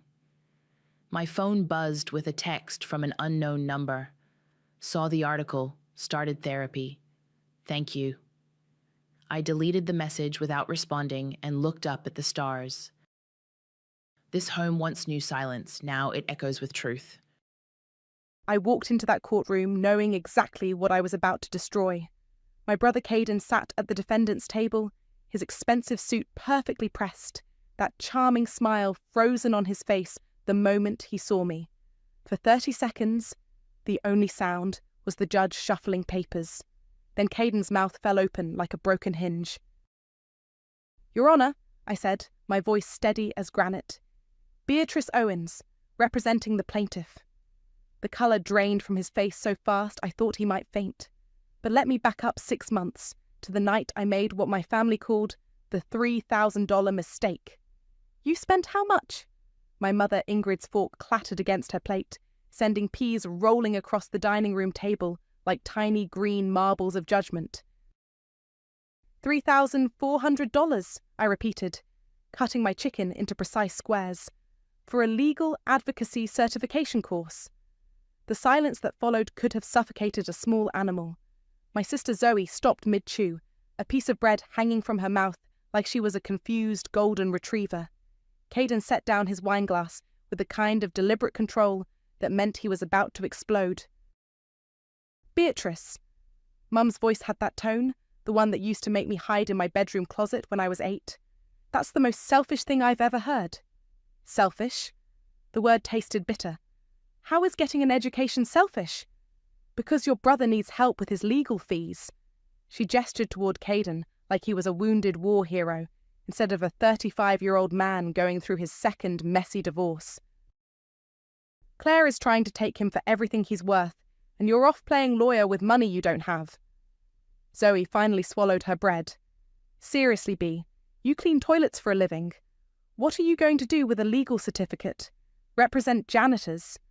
The laughter that followed felt like broken glass in my chest. Even Caden chuckled, though his was more nervous than cruel. Look, sis, he said, leaning back in his chair with that easy confidence that had always made teachers and bosses and girlfriends forgive him everything. I get it.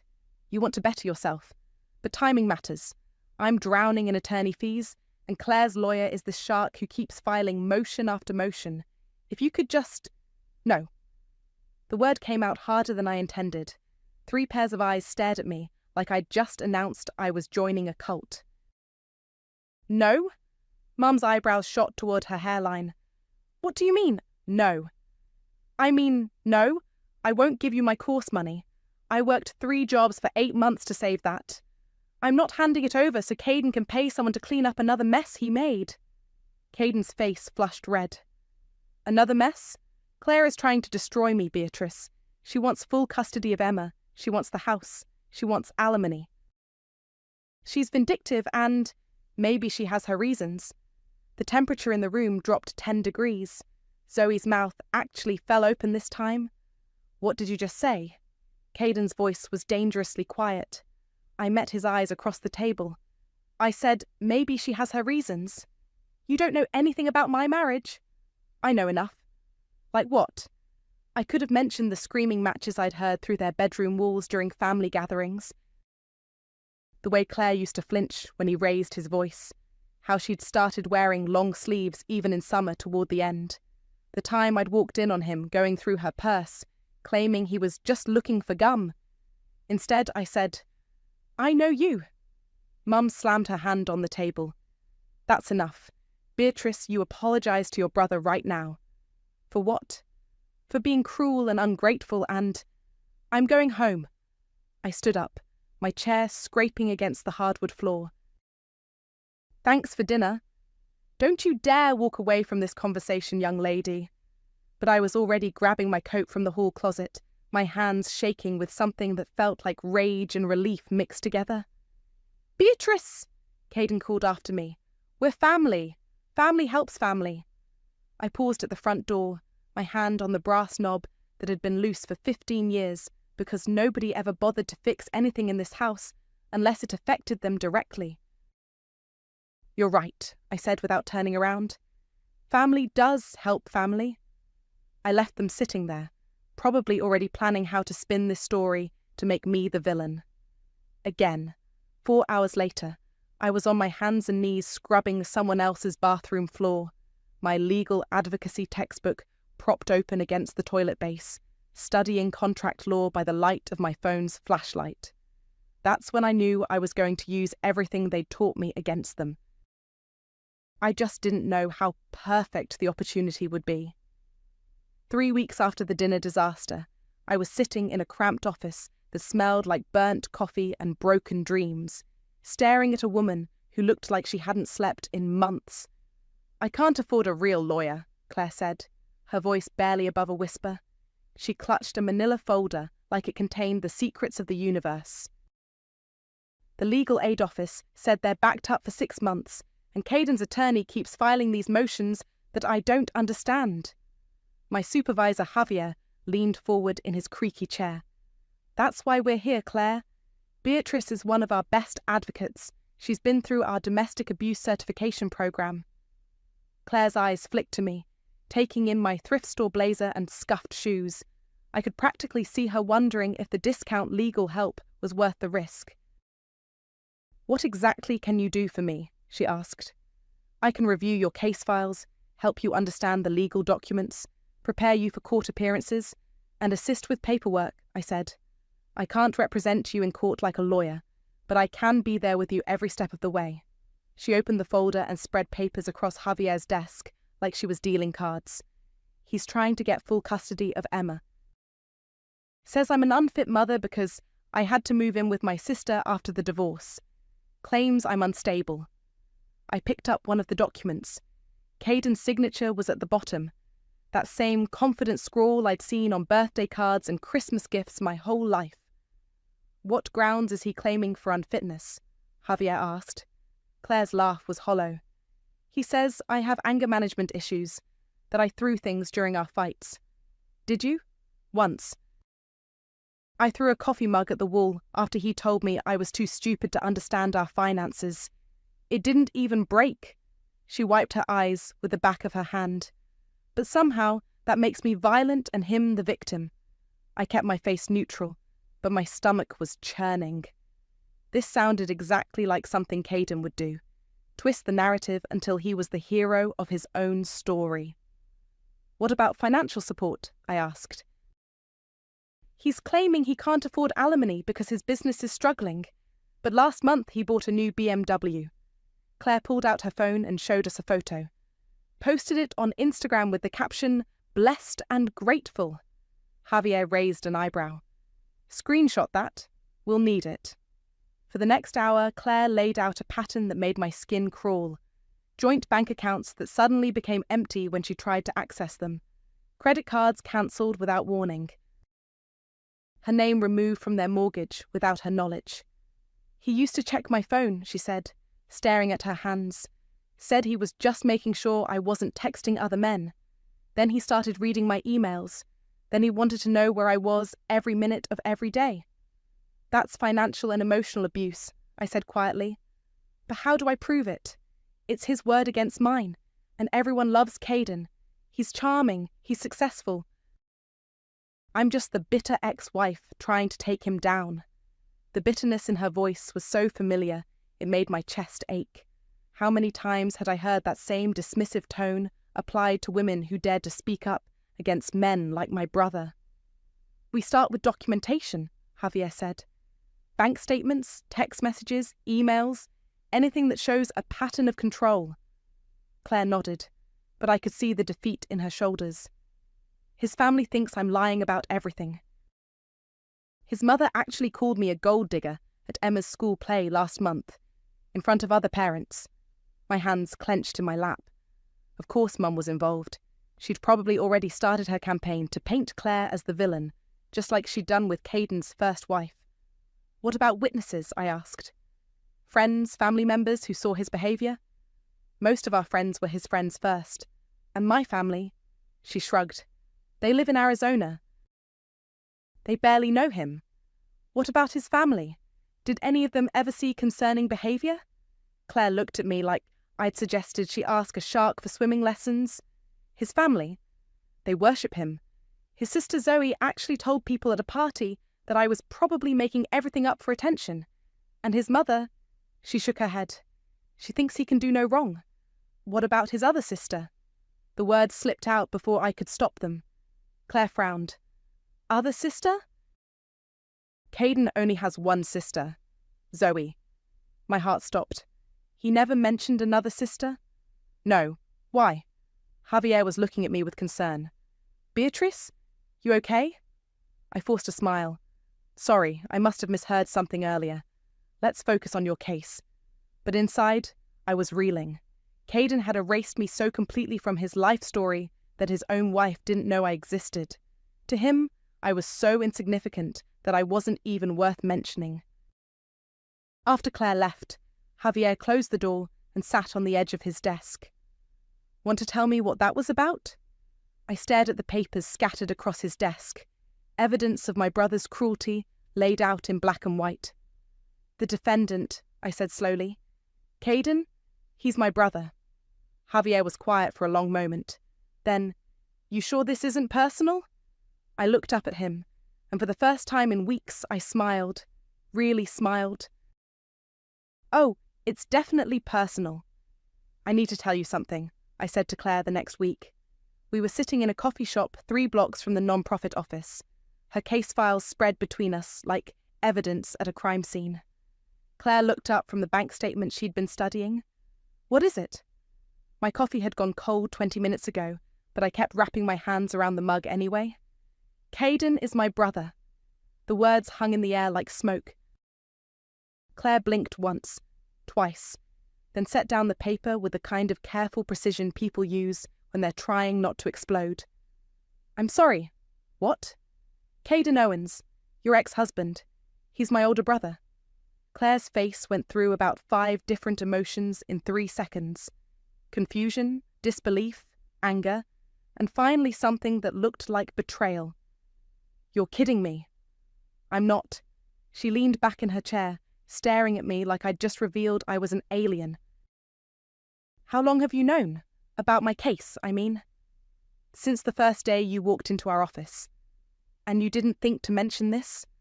I was going to, but what? Her voice was getting louder. The barista behind the counter glanced over nervously. You thought you'd just... What? Spy on me for your family? No, God, no, it's not like that. Then what is it like, Beatrice? She started shoving papers back into her folder. Because from where I'm sitting, this looks like the biggest conflict of interest in legal history. Claire, please, just let me explain. Explain what? That you've been lying to me for 3 weeks? That everything I told you about your brother, about the abuse, the financial control, all of it, you're probably going to run back and tell him? I would never. How do I know that? She stood up, clutching her folder against her chest like armor. How do I know you're not working with him? Maybe this whole thing is some sick game you're all playing. The accusation hit me like a slap. You think I would do that? I don't know what you would do. I don't know you at all, apparently. She was halfway to the door when I called after her. He erased me. Claire stopped, her hand on the door handle. When you said he only had one sister, that's when I knew. He's so ashamed of me that he pretended I don't exist. His own wife didn't know he had another sister? Claire turned around slowly. What are you talking about? I'm the family failure, the one who cleans toilets and lives in a studio apartment and embarrasses them at dinner parties. Zoe is the successful one, the pretty one, the one worth claiming. I'm just nobody. I could feel other customers staring, but I didn't care anymore. 3 weeks ago, they called me selfish for spending my own money on a legal course. Said I should give it to Caden instead, to help him fight you. My own mother called me cruel for not supporting him. Claire walked back to the table but didn't sit down. So this is revenge. This is justice. What's the difference? I looked down at the case files, at the evidence of my brother's systematic cruelty laid out in neat piles. Bank statements showing mysterious transfers, text messages demanding to know her location. Photos of bruises she claimed came from walking into doors. The difference is that everything you told me is true, I said, and I have 30 years of watching him do this to other people. Other people? His first wife, Sarah. She used to call me crying, asking if I thought she was crazy. Said Caden made her feel like she was losing her mind. Then one day she just stopped calling, moved across the country after their divorce. Claire sat down slowly. He told me she was unstable, that she had drinking problems. Sarah didn't drink, but by the end of their marriage she was on anxiety medication because she couldn't sleep, couldn't eat. Sound familiar? Claire's hand went to her throat unconsciously. He used to wake me up in the middle of the night to ask where I'd been that day. Said he was just checking because I seemed confused about my schedule. When we were kids, he convinced our cousin Jenny that she was adopted. Made her cry for weeks until my dad finally told her the truth. But Mum just laughed it off. Said boys will be boys. Your parents enabled this? Mum still does. She thinks he's perfect. Zoe thinks he's hilarious. And me? I shrugged. I was just the weird little sister who took everything too seriously. Claire was quiet for a long time, staring at the table. Finally, she said, Why should I trust you?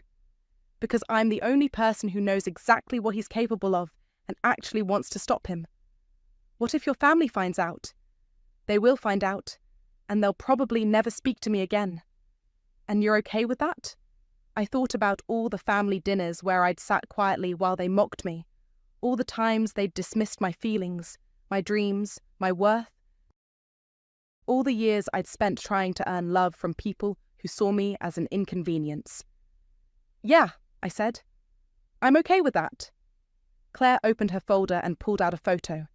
It was Emma, her 5-year-old daughter, grinning gap-toothed at the camera. He's trying to take her away from me. Then we don't let him. She looked at me for a long moment, then extended her hand across the table. Partners? I shook it. Partners. 2 weeks later, I was elbow deep in Claire's financial records when my apartment buzzer went off. I glanced at the clock, 8:30 p.m. on a Tuesday. Nobody visited me, especially not unannounced. Beatrice? It's Mum. Buzz me up. My stomach dropped. I looked around my studio apartment. Claire's case files were spread across every surface like a paper explosion. Bank statements, custody documents, text message printouts. All of it clearly labelled with Caden's name. The buzzer went off again, longer this time. I grabbed an armful of papers and shoved them into my bedroom closet, then hit the intercom button. "Come up." 3 minutes later, Mum stood in my doorway, wearing her concerned mother face and a coat that probably cost more than my rent. "We need to talk," she said, pushing past me into the apartment. "About what?" She surveyed my tiny living space with the kind of expression people usually reserve for crime scenes. "About this nonsense with Caden's case?" "I don't know what you mean." "Don't lie to me, Beatrice. Zoe saw your name on some legal document. You're working with that woman." I closed the door and leaned against it. "That woman has a name. It's Claire." "I don't care what her name is. She's trying to destroy your brother." "Maybe your brother destroyed himself." Mum's face flushed red. "How can you say that? He's your family. So is Emma, his daughter. The one he's trying to take away from her mother out of spite. He's trying to protect that child from an unstable woman who what, Mum? Who threw a coffee mug at a wall one time? Who dared to leave an abusive marriage?" "Abusive?" Mum laughed, but it sounded forced. "Caden has never laid a hand on anyone in his life. There are other kinds of abuse." "Oh, please. Not this modern nonsense about emotional abuse. Marriage is hard, Beatrice. People fight. That doesn't make someone a victim." I stared at her, remembering all the times she'd dismissed my feelings with the exact same tone. "You really believe that?" "I believe that Claire is a manipulative woman who's using you to get back at Caden, and you're too naive to see it. Or maybe I'm the only one who sees him clearly." Mum's expression shifted from annoyed to genuinely confused. "What has gotten into you? This isn't like you." "What am I usually like, Mum?" "You're quiet." "Sweet. You don't cause trouble." "You mean I don't fight back?" "There's nothing to fight back against. Your brother loves you." "When's the last time Caden called me?" The question caught her off guard. What? When's the last time he called me, texted me, asked how I was doing?" Mum opened and closed her mouth like a fish. "He's been busy with a divorce. It's been 8 months since we've had a real conversation. And you know what? I'm fine with that.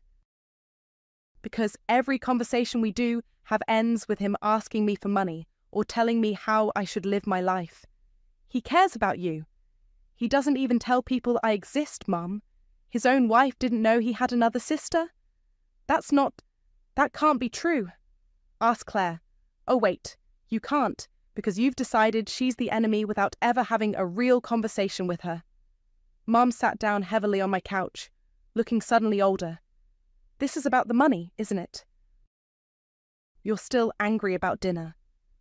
This isn't about $3,000. This is about 30 years of being treated like I don't matter." "You do matter." "When? When do I matter? When you need someone to clean up after family parties? When Zoe needs a ride to the airport? When Caden needs money for lawyers? That's not fair." "Fair?" I laughed, and it came out bitter. "You want to talk about fair? Let me tell you what's fair. Fair is a 5-year-old girl getting to stay with her mother. Fair is a woman not having to choose between groceries and legal fees. Fair is..." My phone buzzed. Text message from Claire. "Emergency. Can you meet me at the hospital?" My blood went cold. "I have to go." "We're not done talking about this." "Yes, we are." I grabbed my keys and jacket. "And Mum, if you really want to help Caden, convince him to drop the custody fight. Because what I found in those financial records is going to destroy him in court." Mum's face went pale. "What did you find?" "Ask your perfect son." I left her sitting on my couch and drove to the hospital with my heart hammering against my ribs. Claire was in the emergency room waiting area, her face streaked with tears and her left wrist wrapped in a bandage.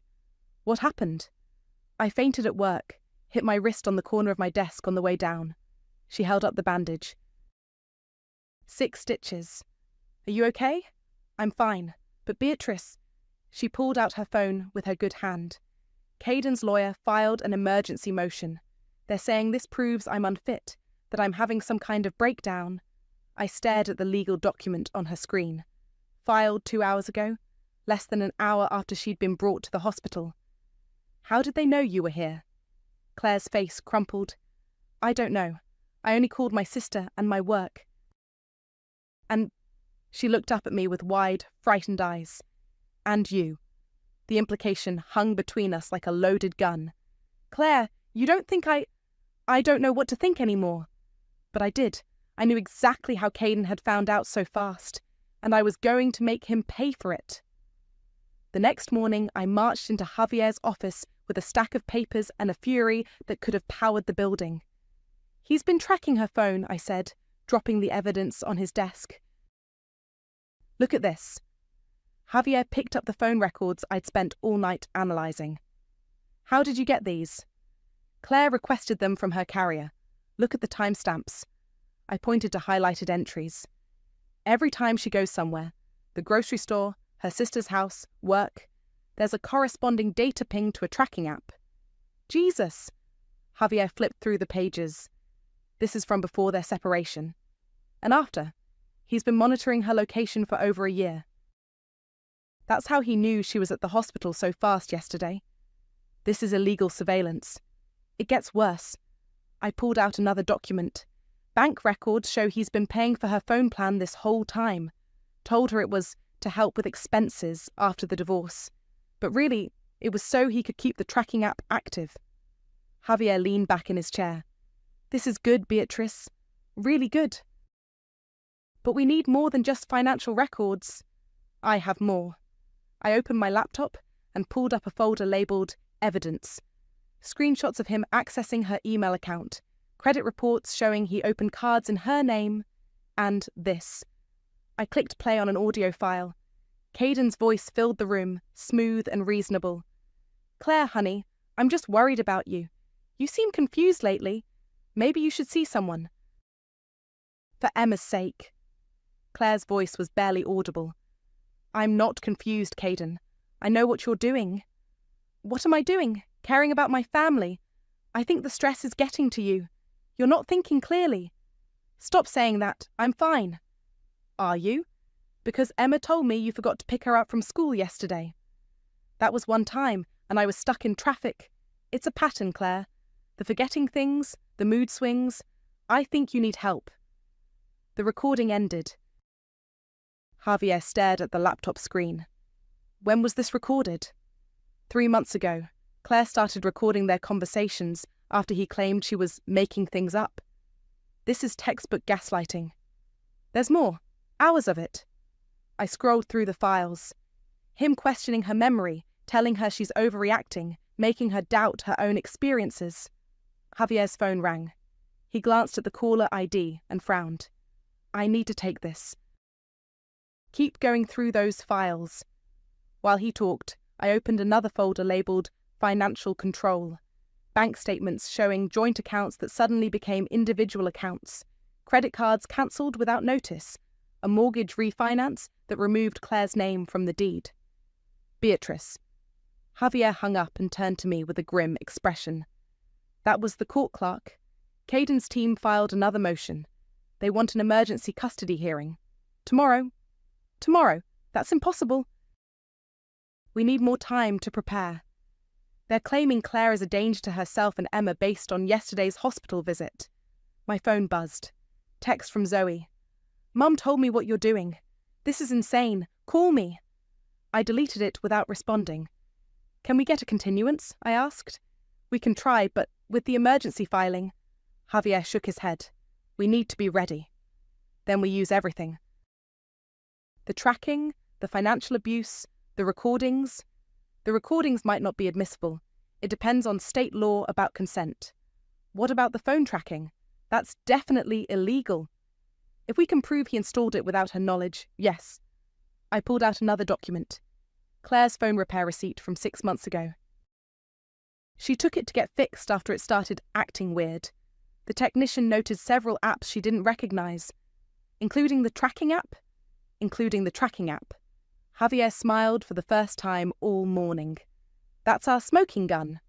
My phone buzzed again. This time it was Mom. Your brother is getting remarried next month. I hope you'll be supportive. I stared at the message, remembering Claire's tears in the hospital. the fear in her voice on those recordings, the way she flinched whenever Kaiden's name came up. Beatrice. Javier was watching me with concern. You okay? He's getting remarried. Kaiden? Next month, while he's fighting for custody of Emma, while he's claiming he can't afford alimony. I looked up at Javier. Think his new fiancée knows what she's signing up for? Probably not. Maybe someone should tell her. Beatrice. Javier's voice carried a warning. Don't go down that road. Focus on Claire's case. I am focusing on Claire's case, but if Kaiden has a pattern of behaviour, leave his fiancée out of this. We have enough evidence without dragging innocent people into it. My phone buzzed a third time. Unknown number. Stop what you're doing or you'll regret it. I showed the message to Javier. His face darkened. That's harassment. Screenshot it. You think it's from Kaiden? I think your family's getting desperate. He stood up and started pacing, which means we're on the right track. Or it means they're going to escalate. Let them. We have the law on our side. I looked at the evidence spread across his desk. Months of systematic abuse documented in black and white. Phone records, bank statements, audio files, repair receipts, a paper trail of cruelty that painted a picture no reasonable judge could ignore. Javier? Yeah? What if we lose? He stopped pacing and looked at me seriously. Then we appeal, and we keep fighting until we win. And if my family destroys me in the process, then you'll know you chose the right side. My phone buzzed one more time. Claire. Ready for tomorrow? I typed back. Ready to end this? Because that's exactly what I plan to do. The courthouse steps felt like walking toward my own execution.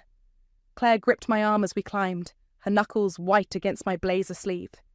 You sure about this? She whispered. Too late to back out now. We pushed through the heavy wooden doors, and I saw them immediately. Kaiden sat at the defendant's table in his $1,000 suit, looking every inch the successful businessman. His lawyer, a sharp-faced woman in designer heels, shuffled papers with practiced efficiency, but it was the gallery that made my chest tighten. Mom sat in the front row, her face a mask of disappointment. Zoe was next to her, scrolling through her phone like this was just another inconvenience. They hadn't seen me yet. All rise for the Honourable Judge Martinez. The courtroom stood as one. Judge Martinez was a no-nonsense woman in her 50s with steel grey hair and eyes that missed nothing. Be seated. We're here for the emergency custody hearing in the matter of Kaiden versus Claire. Counsel, please state your names for the record. Kaiden's lawyer stood first. Patricia Wells, representing the petitioner. Kaiden. I rose slowly, feeling every eye in the room turn toward me. Beatrice Owens, certified legal advocate representing the respondent. Claire. The silence that followed was deafening.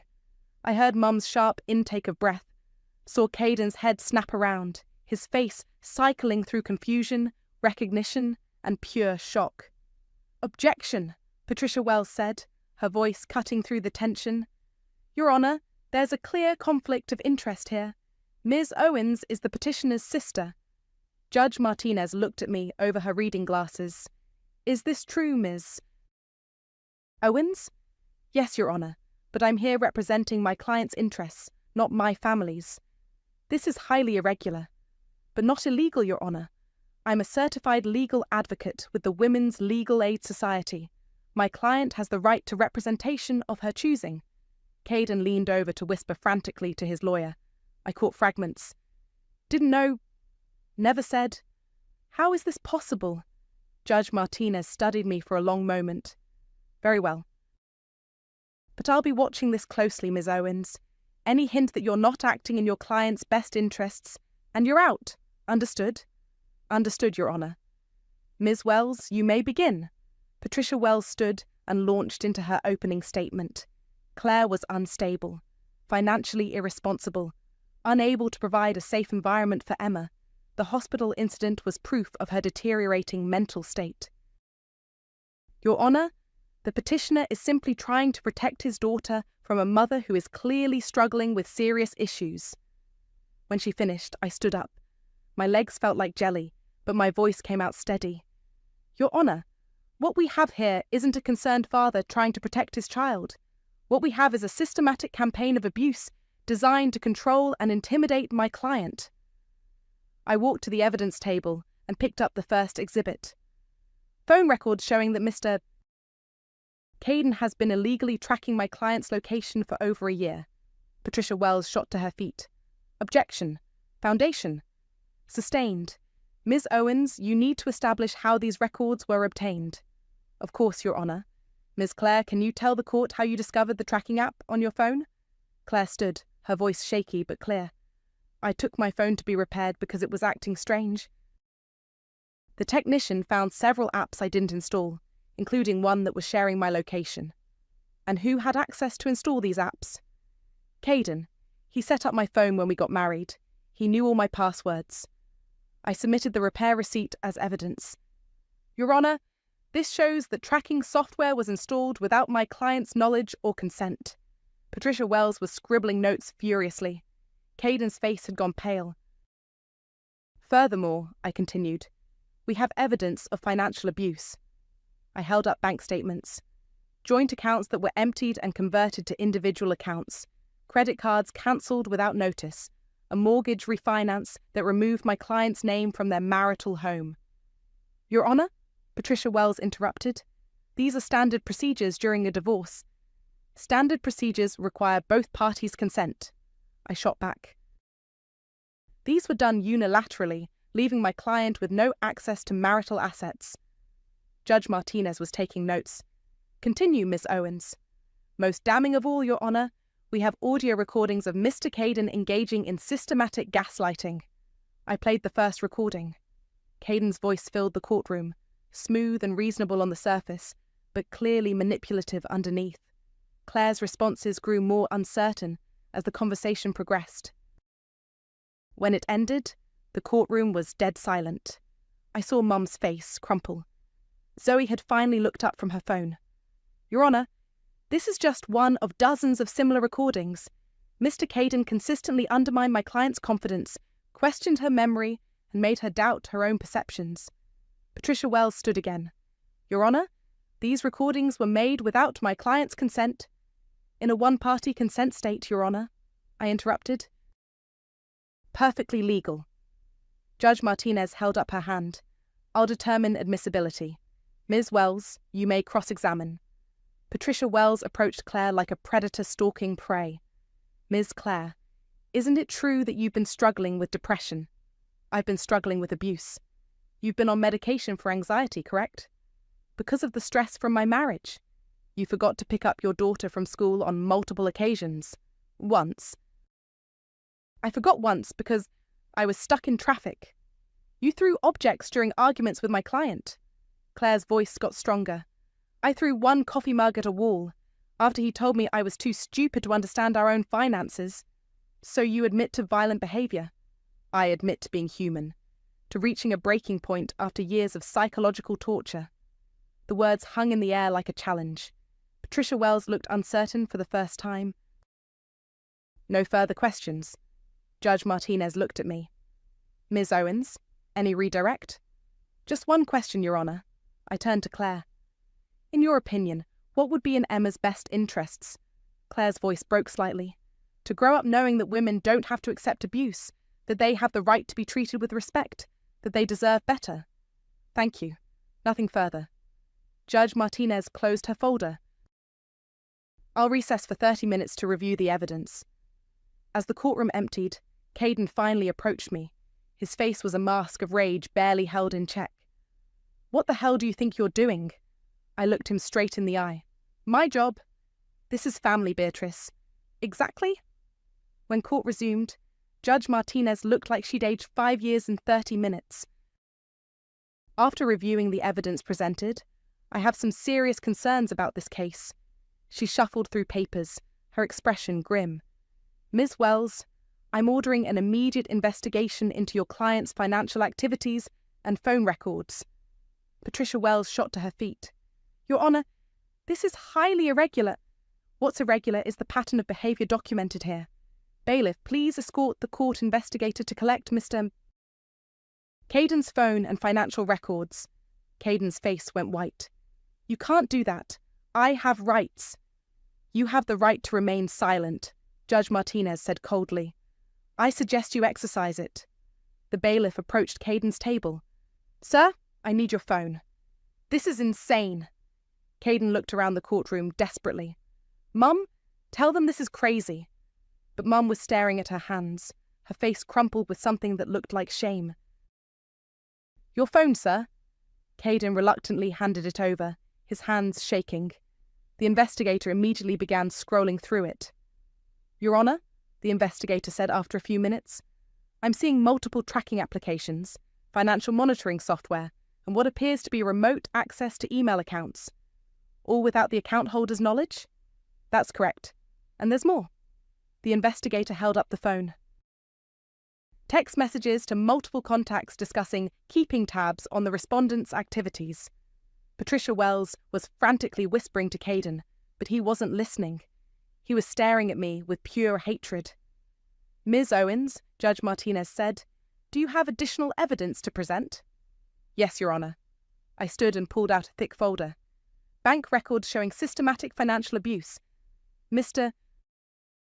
Caden transferred over $40,000 from joint accounts to personal accounts without my client's knowledge. Objection, Patricia Wells said weakly. Those were marital assets that were hidden and moved to prevent my client from accessing them during divorce proceedings. I countered. That's financial fraud. Judge Martinez was taking notes furiously. Continue. Furthermore, Your Honor, we have evidence that Mr. Caden has engaged in this pattern before. I pulled out another document. His first wife, Sarah, filed a restraining order in 2018 citing similar behavior. Objection. Patricia Wells was on her feet.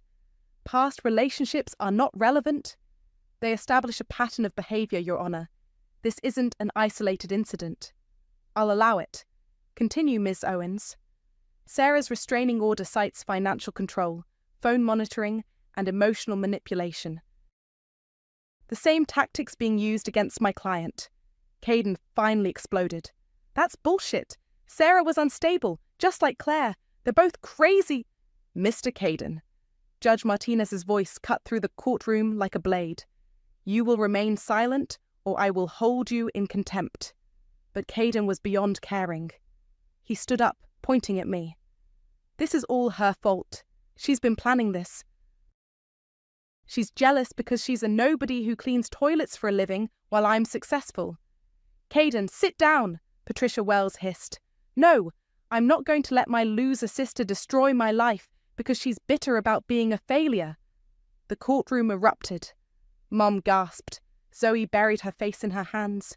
Claire reached over and squeezed my arm. Mr. Caden, you are in contempt of court, Judge Martinez said, her voice deadly calm. Bailiff, remove him. You can't do this. Caden struggled as the bailiff approached. She's lying. They're all lying. Sir, you need to come with me. This is insane. I'm the victim here. I'm trying to protect my daughter from these crazy women. As the bailiff led him toward the door, Caden turned back to me one last time. You think you've won? You think this changes anything? You're still nobody, Beatrice. You'll always be nobody. The door slammed behind him. The courtroom fell silent except for Mom's quiet sobbing. Judge Martinez removed her glasses and rubbed her eyes. Ms. Wells, does your client have anything else to say? Patricia Wells looked defeated. No, Your Honor. We request a continuance to reassess our position. Denied. Based on the evidence presented and Mr. Caden's behavior in my courtroom, I'm making my ruling now. She put her glasses back on and looked directly at Claire. Ms.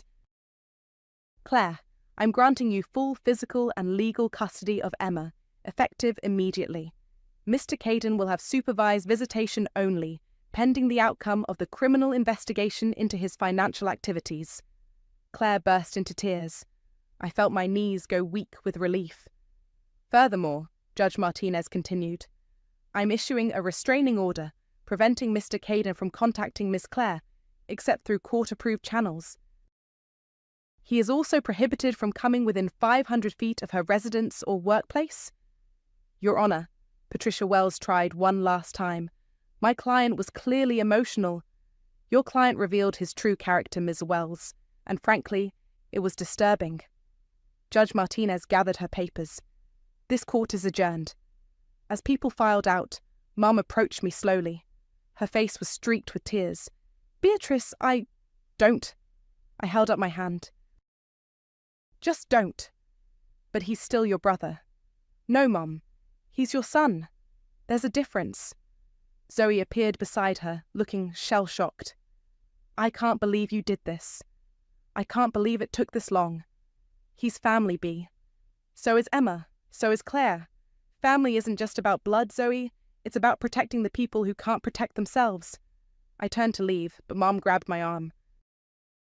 What happens now? I looked at her, really looked at her, and saw a woman who'd spent 30 years enabling abuse because it was easier than facing the truth. Now, you decide what kind of person you want to be. I walked out of the courthouse with Claire beside me, leaving my old family behind. The reporter who'd been waiting in the hallway approached us as we reached the steps. Ms. Claire, how did you manage to get such effective representation? Claire looked at me and smiled through her tears. I got lucky. I found someone who believes that justice matters more than blood. The phone started ringing at 6 a.m. the next morning. I let it go to voicemail. Then it rang again. And again. By the fourth call, I finally answered. Beatrice. It was Frankie from the non-profit.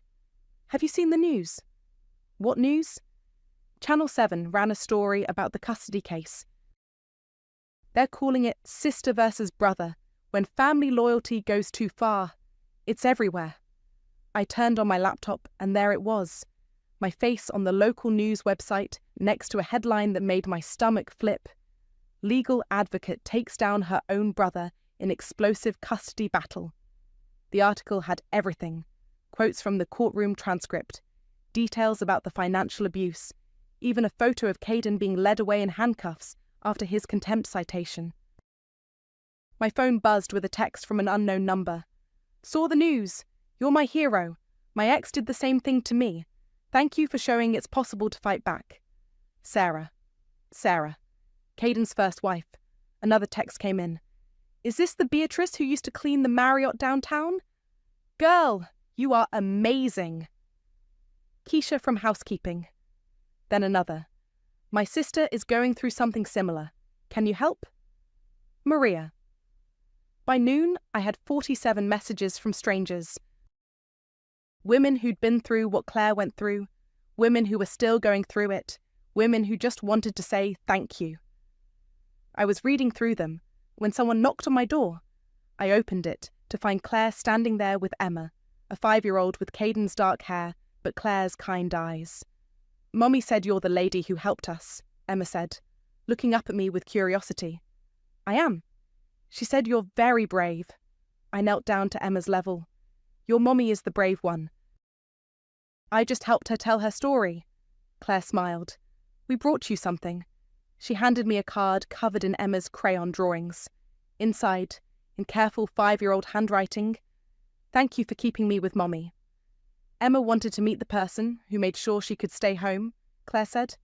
I hope that's okay? It's more than okay. We sat on my couch while Emma coloured in a book Claire had brought. How are you holding up? I asked. Better than I expected. The restraining order helps, and knowing he can't just show up at my work or Emma's school. She shrugged. I feel like I can breathe for the first time in years. What about the financial stuff? Javier says the criminal investigation is moving forward. They found evidence he did this to at least 3 other women, not just me and Sarah. The prosecutor thinks he'll take a plea deal. My phone rang. Mum's name flashed on the screen. I declined the call. Your family's still trying to reach you. Every few hours, Mum keeps leaving voicemails about how I've torn the family apart. Zoe sent me a text saying I'm dead to her. I'm sorry. Don't be. They made their choice a long time ago. I just finally made mine. Emma looked up from her colouring book. Mummy, can we get ice cream? After lunch, baby. Can Beatrice come? Claire looked at me hopefully. Want to grab lunch with us? I know a place that has excellent grilled cheese. Before I could answer, my phone rang again. This time it was Javier. Beatrice, you need to get down here now. What's wrong? Nothing's wrong. Everything's right. Channel 7 wants to interview you about domestic abuse advocacy. The mayor's office called about a position on the Victim Services Task Force. And I just got off the phone with 3 different law firms asking if you're interested in paralegal positions. I looked at Claire and Emma, both watching me with expectant faces. Javier, can it wait an hour? I have a very important lunch meeting. With who? My real family. We went to a diner that smelled like coffee and possibility. Emma got chocolate chip pancakes and told me about her favourite stuffed animal. Claire talked about going back to school, maybe studying social work. I want to help other women like me, she said. Women who think they're trapped. You're not trapped anymore. Neither are you. As we walked back to my apartment, Emma between us swinging our hands, my phone buzzed one more time, a Facebook notification. Mum had posted a status update. So proud of my daughter Beatrice, who just won a major legal case. She's always been so smart and determined. By proud mom, my daughter. I showed it to Claire, who snorted with laughter. Seriously? She's rewriting history. By tomorrow she'll probably claim she supported me all along. Are you going to call her out on it? I looked at the post again, at the comments already pouring in from family, friends, and distant relatives congratulating me. People who'd never heard my name before this week were suddenly acting like they'd always believed in me. No, I said, deleting the notification. Let her have her version. I know the truth. We reached my building, and Claire hugged me goodbye. Thank you, she whispered. For everything. Thank you for trusting me. Even when you were Caden's sister. Especially then. As they drove away, Emma waving from the back seat, I climbed the stairs to my apartment. My phone was still buzzing with messages, interview requests, job offers, and thank you notes from women I'd never met. I sat down at my laptop and opened a new document. Started typing. To anyone who thinks they're powerless against the people who hurt them, you're not. To anyone who's been told they're nobody, you're somebody. To anyone who's been waiting for permission to fight back, consider this your permission slip. I posted it on every social media platform I had, then closed the laptop and made myself a cup of coffee. Outside my window, I could see Caden's house 3 blocks away. There was a for sale sign in the front yard, and his BMW was gone, probably repossessed, just like Javier had predicted. They thought I was quiet because I had nothing to say, but the truth is, I was just waiting for the right platform, and now I had one.